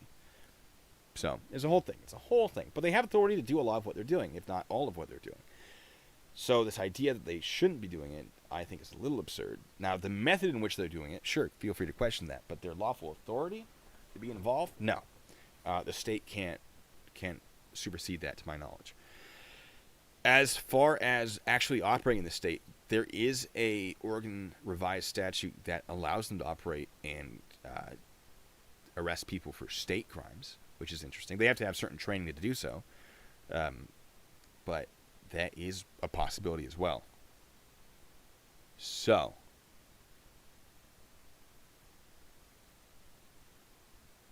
Repo Man, they can go out property. It says it right there. Conduct investigation on and off the property. So, because it is crimes against the building and the people inside, barricading the doors. That's one of the things that was happening. As they put up fencing around the building. The federal officers put up fencing, be like, look, just don't cross this fencing, you're fine. The protesters took that fencing and were propping it up against the doors to trap people inside, right? So the officers couldn't get out. That's illegal. That's also trespassing. So there's your crime. Unlawful detention, or whatever it would be called in Oregon. I think in Oregon it's only a civil issue, technically. Yeah, it's oh boy, it's a whole thing. They're breaking a lot of laws, so the federal police came out and did their thing, as they do. Windows have been broken. People have been hit with paint-filled balloons. Those are both crimes. Commercial-grade fireworks have been launched into the courthouse through those broken windows. That's a crime. There was a video that we'll be seeing in a future video of a guy who was attacking the federal officers with a hammer. That's a really big crime. There's a lot of stuff that's going on there. And if you look into all of it, you start to realize, kind of makes sense why the federal police are getting involved, since the local police are being restricted in what they can and cannot do. If you look at that federal courthouse, it is covered. It is absolutely covered in graffiti. That's not supposed to happen. That's not lawful. You can't lawfully do that during a protest. So, of course, the federal police are going to step in and defend the building that they are already present in, and then get reinforcements to help them defend the building they're already present in and tasked with defending. So, false imprisonment. That's the one I'm looking for. False imprisonment, not unlawful detention. Thank you. Yes. Oh, okay. Yeah, you're just joking. All right. I've been dealing with too many people who are serious about that sort of thing recently. I don't know what's a joke anymore. But yeah, there's my rant. Have you guys seen the video of Chris David, the guy in the Navy hoodie, who was beaten with batons? Because I'm going to be talking about that. I kind of want Alex to come back for that one. But I don't know. Maybe I'll wait. Oh, there's Penny barking. But how's everyone? How are you all doing?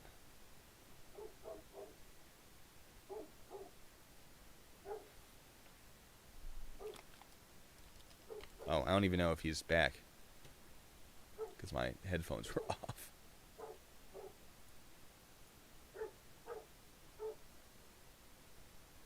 He'll call me back. Anyway, I'm gonna keep telling you guys about the war crimes bit. So they're like, it's a war crime to use gas. And the United Kingdom didn't really think so. The United States didn't think so. They actually used tear gas in Vietnam. They used a lot of tear gas. And the world was kind of like, we're not really, I don't think we're supposed to be doing that. And the United States was like, one,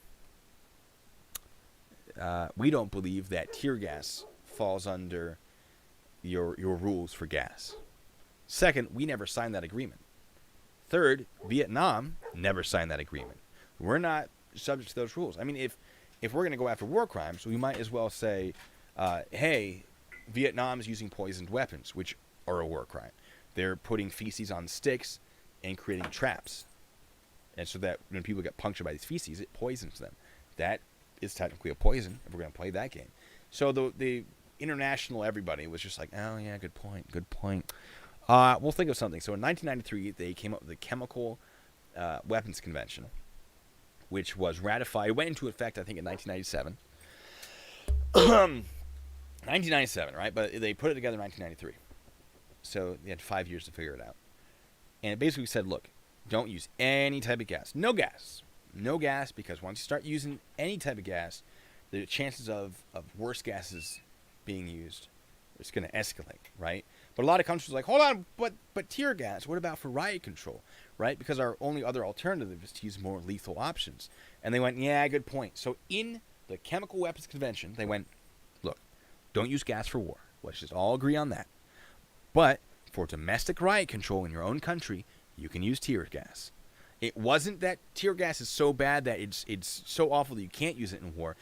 There is a concern that will lead to the use of mustard gas, sarin gas, various other gases. I know mustard gas came up here earlier. That is a concern. Not that it's so horrifically deadly, just because it might inspire people to use other kinds of gas. That's most of the argument. That was what was argued for the most part. And there are other things that are argued in there, but so 1993, and then in sometime after that, the Rome Statute of the ICC, the International Criminal Court, I think, came out, and they went, don't use gas. And it's like, just reconfirming, don't use gas, except for riot control. It's still a thing. You can use gas for riot control. It's not a war crime, just regardless of whether or not you're at war. If it's riot control, it's good. So, the result of the Iraq War known as Desert Storm. Oh, you're right. No, the U.S. has not signed the Rome Statute of the ICC. I don't know if they've not signed the Chemical Weapons Convention. So it doesn't. There's a lot of this that still doesn't apply to them. Because again, this isn't like, oh, these are so horrific that we don't want them to happen to any person ever. It's more like, look, we'd be upset if you did this to our country. So in order for you not to do it to our country, we'd like to agree not to do it to your country, and then neither of us does it. And then we both agree that if one of us does it, at the end of the war, we pay money, right? That's the agreement. Well, it's just simple stuff. That's mostly it. Hello. People saying hi. I've been all right. But,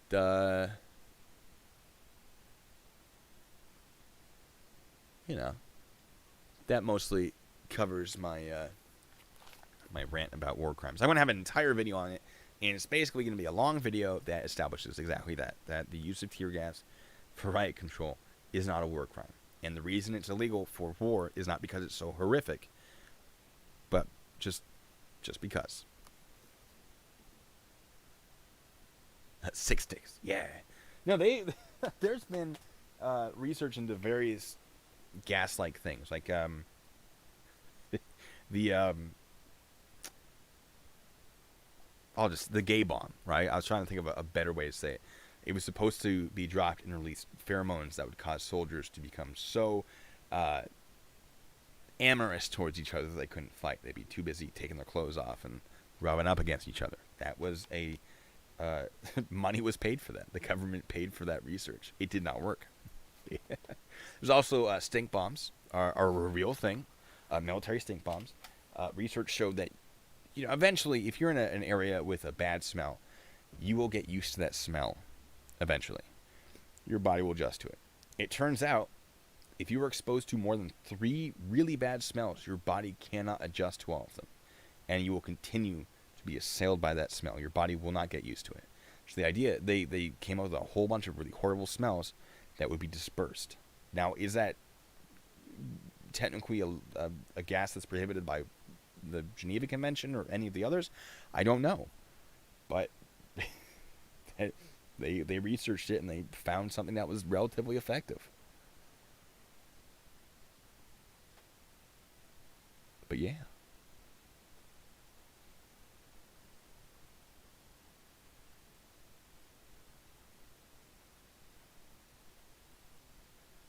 Where'd he go? You know what? While he's gone,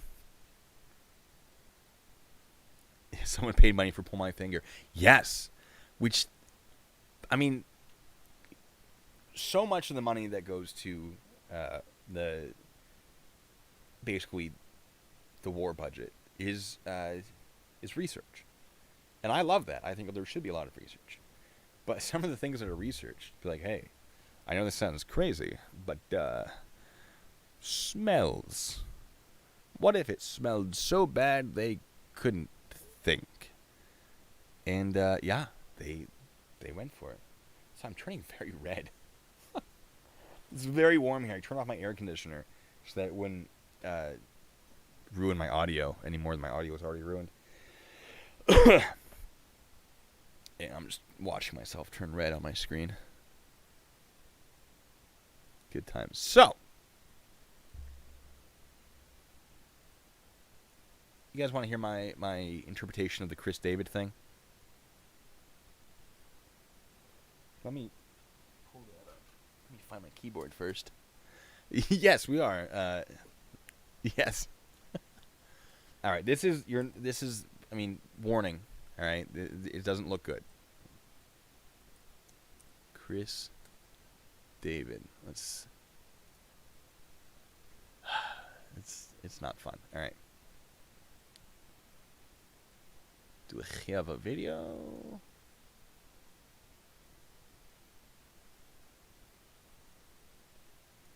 Is it gonna work? Let me find out. All right.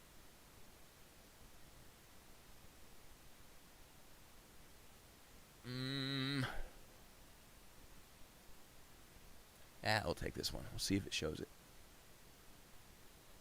This is where we just were. What am I doing with my life? I wasn't going to talk about it today, so. CNN. All right. Oregon Live. Yeah, he said he just wanted to talk to federal officers. That will be relevant.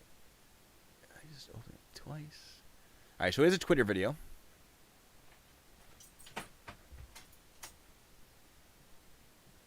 Do I feel the officer that was on his third day in the FOIA case should have intervened? I mean, they said something. They went, hey, I don't think this is right.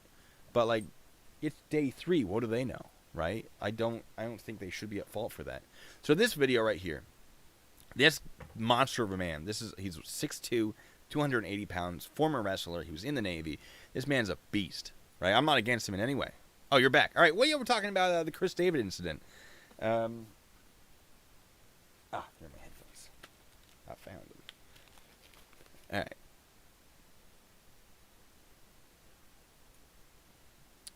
Yes. Let me start that voice call real quick.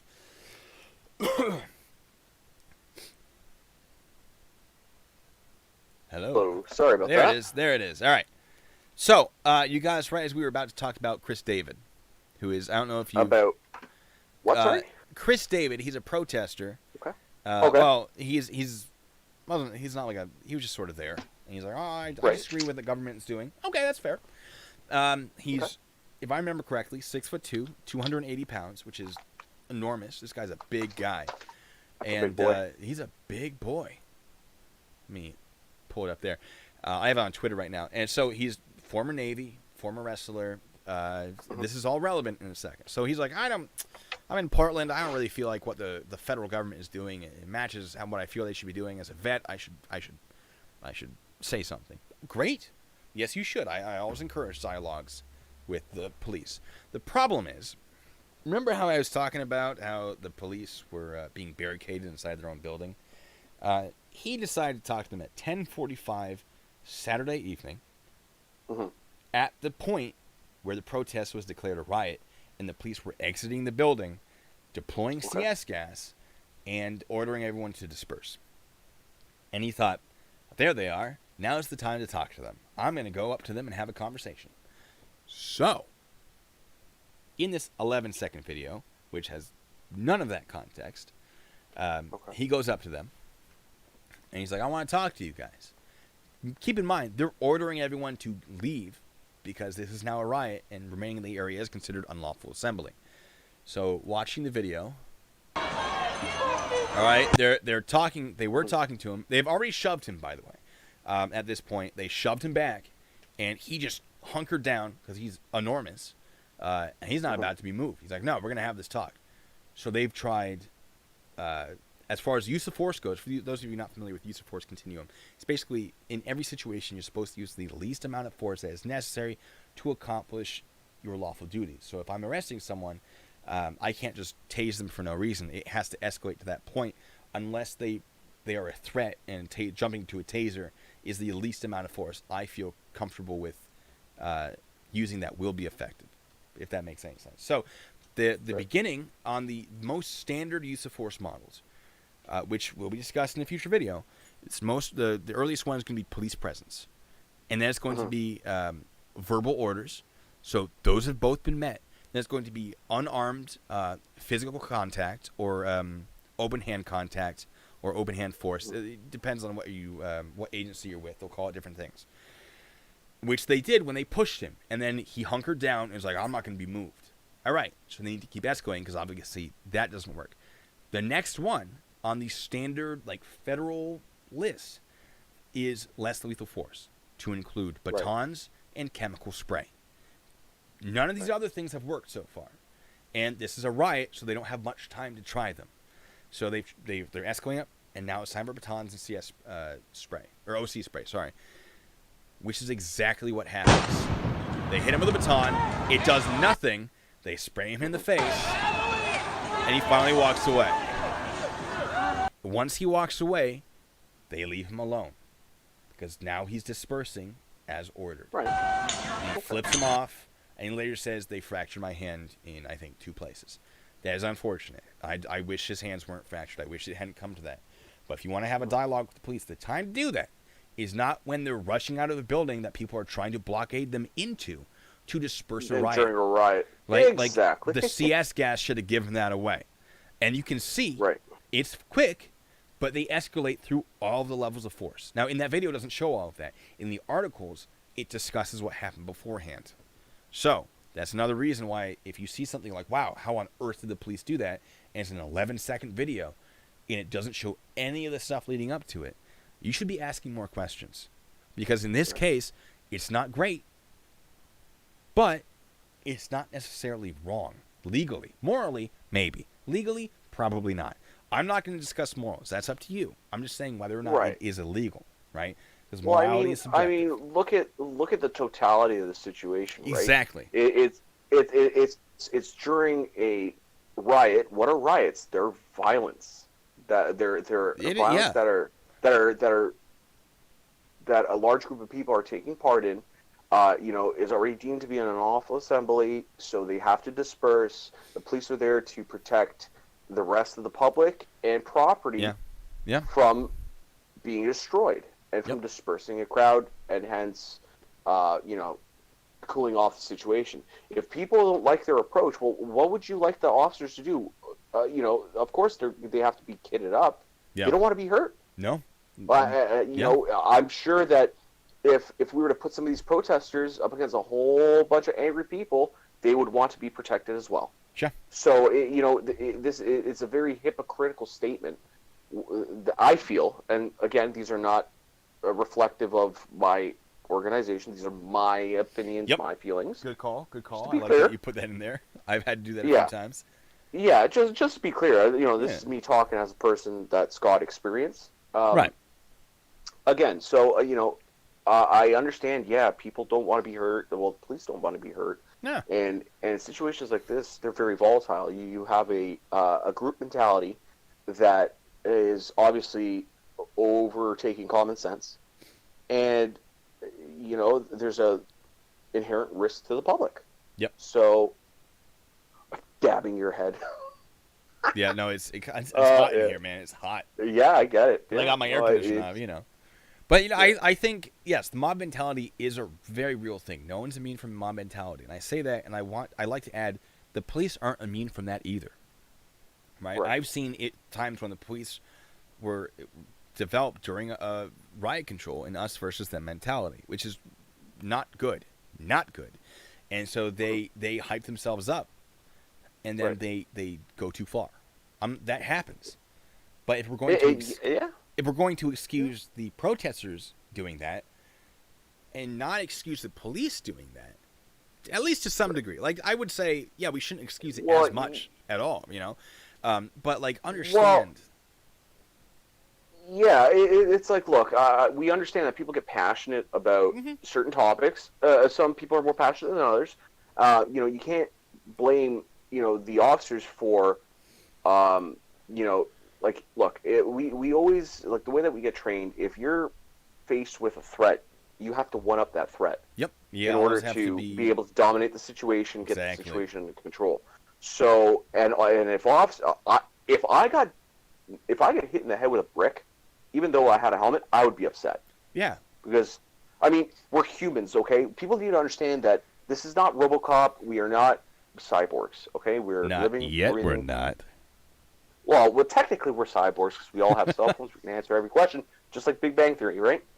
But you know what I mean? It's just, look, those officers, I'm not going to speak for all officers, but, the good ones, the majority of us. Sure. I would, that go out there, it's not about the money. It's about, doing the right thing, keeping people safe. So, we don't want to be hurt over that. Our intentions are pure. Our intentions are, what they are. And to be faced with a threat over things that have been manipulated, spun for political reasons or for nefarious reasons, you can't help but to get upset. Yeah. And if the shoe was on the other foot, it would be the exact same thing. And these people that are screaming defund the police, these people are the first ones that will call the police and complain, that want to see a sergeant, that or that want something done right away. But when they're perpetuating said acts, they want to be handled with kid gloves. They don't want to be held accountable.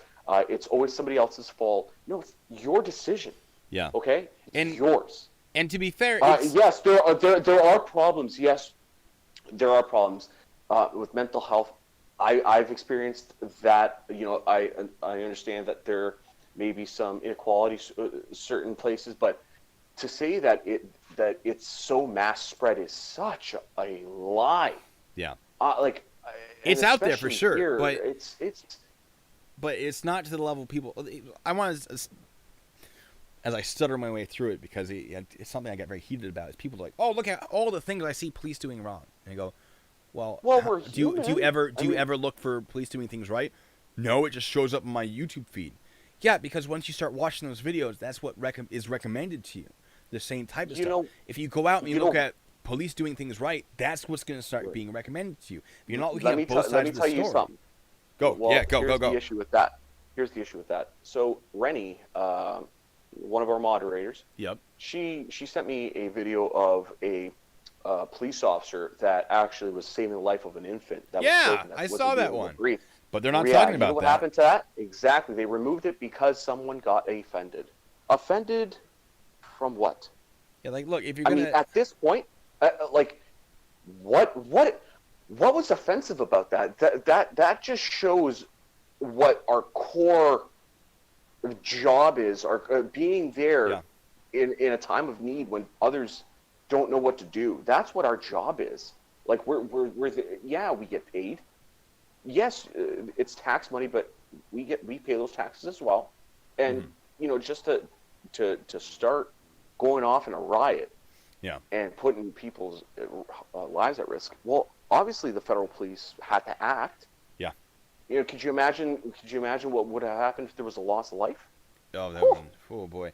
No, I'm not. Yeah, and I agree with you. I'm not saying that we should love the police, but you should understand the police. And if you don't understand the police, you don't know how they work, I would say it's your civic duty to go and interact with them, to request that ride along, to do your research. Exactly. I was just about to say that. That's why I enjoy taking people out on ride alongs. So before, it's great. I was a full-time member. I was an auxiliary.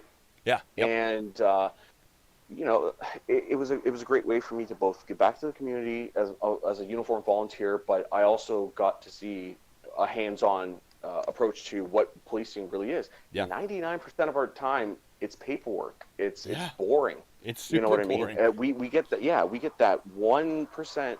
In which I've experienced where it's a critical incident. Things are happening. Things are fluid. People are hurt. You're looking for subjects, so on and so forth, and it can be overwhelming. Yeah. But until somebody sees that firsthand, and the auxiliaries that I take with me, I'm like, look, the ones that are serious about pursuing a career, I actually have them help me out. They're an active member. You are my second pair of eyes. You know what to do if things go bad, because they are trained on C8s and pistols in the event that I'm incapacitated. But I try to stress upon, being able to talk to people first. Approaching things in a tactical manner that, like, thoroughly, rationally, like, without emotion. I mean, we're gonna get upset, we're human, but if a lot of officers they like to kind of talk their way out of things, because it's less paperwork. To be quite honest, it's if people. I'd rather have a discussion. That officers absolutely. Rather than write a ticket every day. If I can, I write a ticket usually. If it's bad enough that I think it needs warning.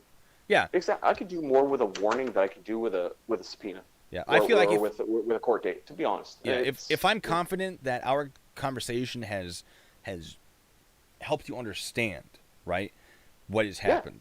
I'm just look cool. We had our talk about I catch you again. Now I know and now you're getting that ticket. And if it's a bad enough incident, of course you're getting a ticket. Right? Blue, let me tell you something. I mean, I'm an avid motorcycle enthusiast, and I've stopped fellow riders, and I'm like, look, yes, you need to slow it down.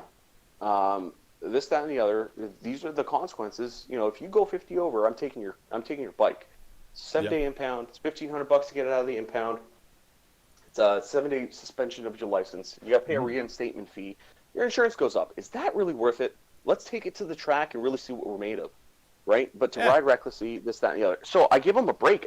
Obviously, if they pull over, you run, different story. So like when I and I've seen plenty of people that I have stopped.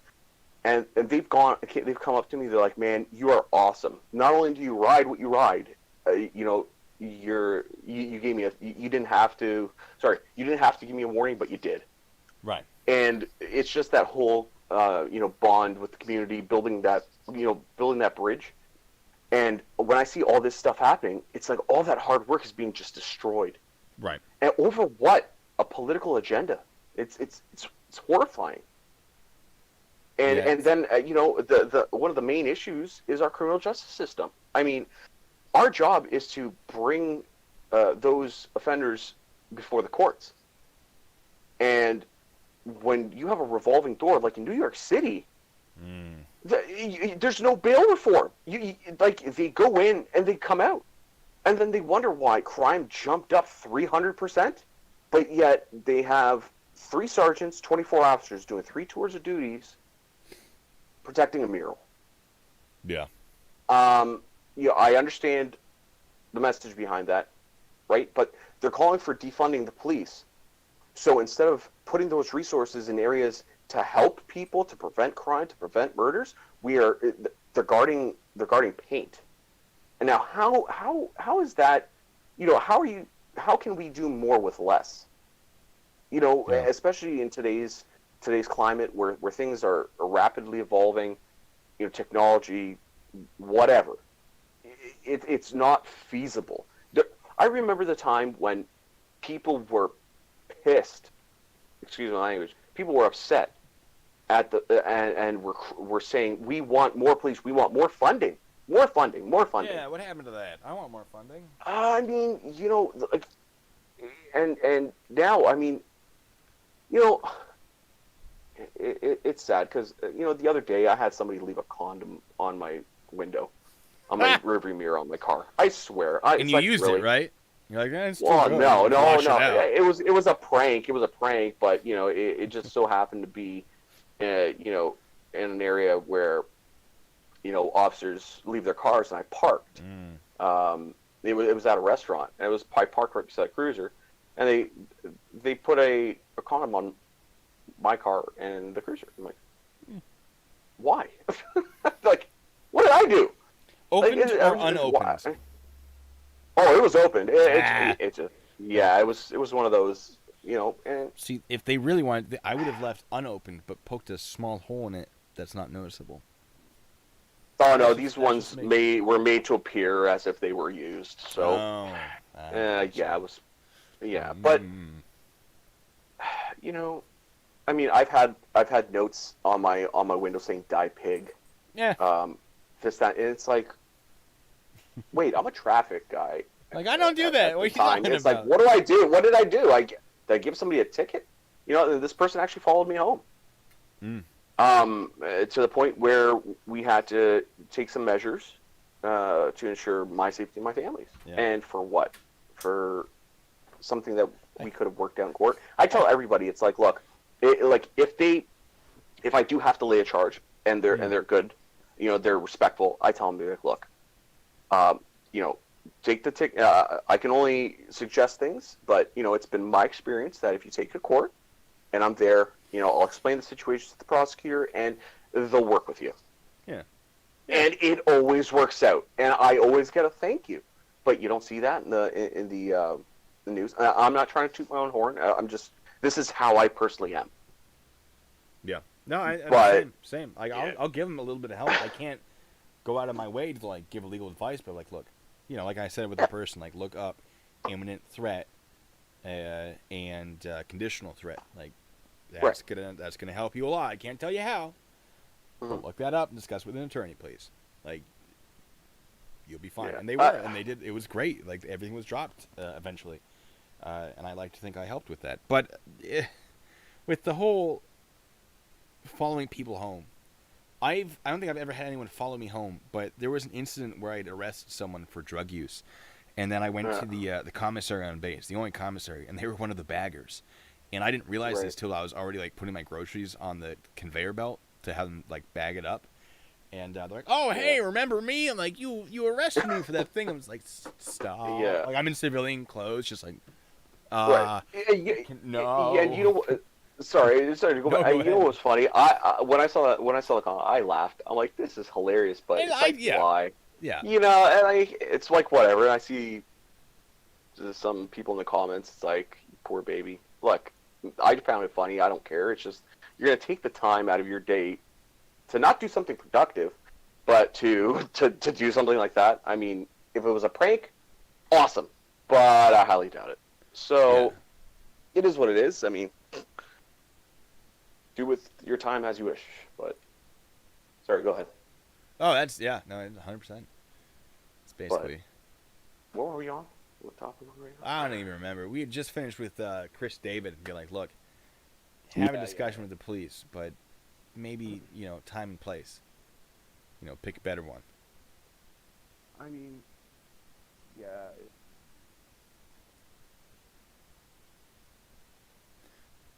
But I don't know. I feel like this is a good ending spot. Where do you go? I get it. I'm not saying that it doesn't happen. Of course it happens, But Right. to paint everybody with the same brush, Mm-hmm. if the shoe was on the other foot, Yeah. people would be upset, So True. you want to get along, you want to solve a problem. Fine, let's get together. Let's do it friendly. Let's talk about it rationally instead of rioting and attacking officers with the hammers. That guy's really lucky. Yeah. Everybody's like, what? The fact that They he were only got clearly arrested? justified. Yeah, Yeah, they they were coulda clearly shot him. justified They- to use. Yeah. Yeah. 100%. Like that's So, are you like, and that was the courthouse they were coming out of. He was trying to keep them from coming out of the courthouse. right. That wasn't just some random building. That was part of that coordinated effort to block those doors. They were blocking the doors and they were actively trying to set fires to the building. So, Yeah. I don't know if those two incidences were part of the same plan. so earlier that day, I think, is where they were trying to light a fire in the corner with a whole bunch of scraps, Right. and Okay. then it was subsequent to that the person was at the door with the hammer. Oh. So, I mean, yeah. Yeah, not great. Well, but I think we should end it there before we just start. Yeah, rambling I'm about gonna things. go up for a nice little ride. I gotta go walk my dog. Who's around here? Oh, she just went But, outside. yeah. I hope everybody has a Yeah. safe day. And It was a good talk. I'm we'll glad do it you again. called in. Yeah, we'll do it again. Heck yeah, dude. All right. All see right, ya. buddy. Take care. And he's gone. All right. Get out of here, you Canadian nerd. I'm just kidding. He's great. We have some lovely discussions. So, that's gonna. I know that's gonna do it for right now. It's a good time. It was a good time. I think it was good, considering the fact that dude never showed up. Maybe he messaged me. He's like, "Oh no, I'm totally here," and I missed it. I don't think so.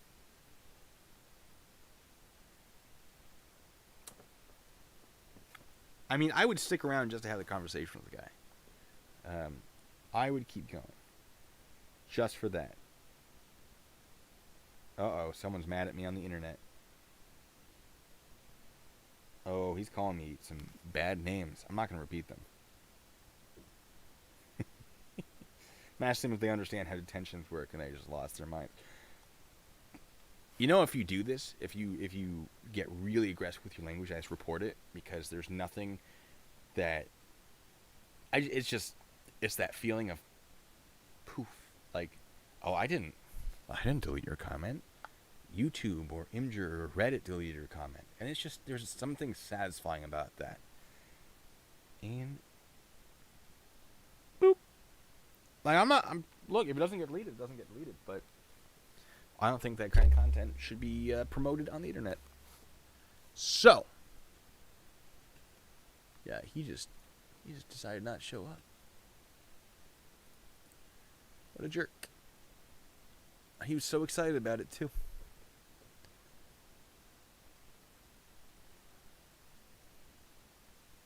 Maybe I told him it was Thursday and he just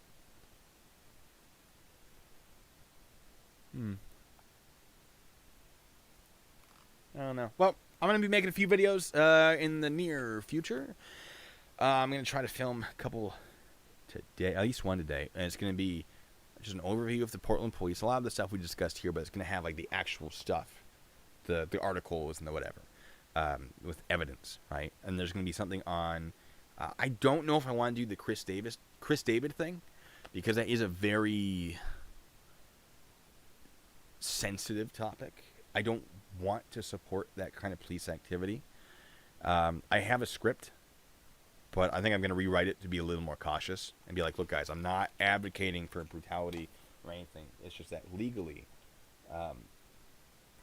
this is not necessarily unauthorized.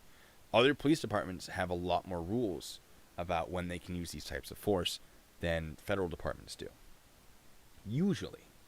So I want to be very cautious about that. And then I'm going to have a video about the use of tear gas and the history in war and why it's okay for riot control. After that, I keep pushing it back. Oh my god, I have so many videos. It's just that things keep happening in the real world. So I have that video on the FBI agent, which that one I'm not worried about, doing that one later. I don't think it's like super topical compared to the other ones I'm doing. The FBI agent being arrested by the police officers because they thought he was impersonating an agent. I'm definitely going to be doing that video. I have the script mostly done. It's a long video, and I had to go through all of it twice. I watched it the first time, and then I went through it a second time to get all the information, so I just have to make all the grammar nice and whatever. After that, I have 3 sovereign citizen videos that I've been slowly working on for like half a year. It's just they all have to be released at the same time because they all reference each other. And that's the trick. Things keep coming up. So, those are the plans. And then, of course, when DeWitt starts doing his thing again in court, we'll be talking about that.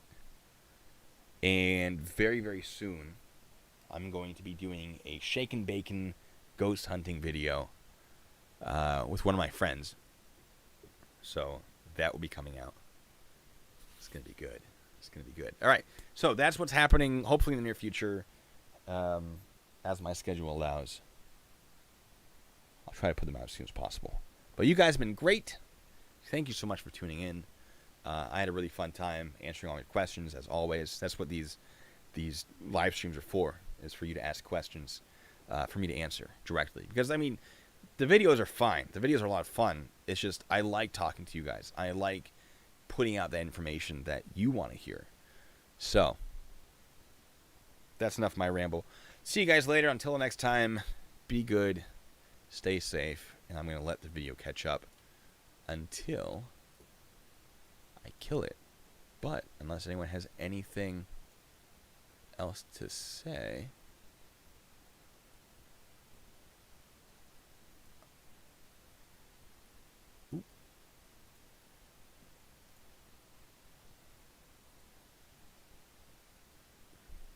Anyway, just waiting.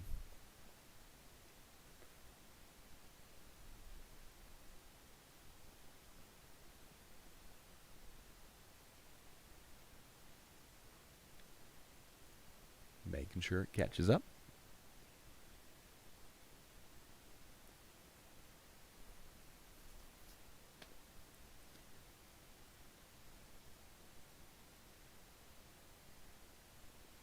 Penny. Yeah, she's around here somewhere. All right. I think it's caught up. Yes. All right. It's caught up. Cool. See ya.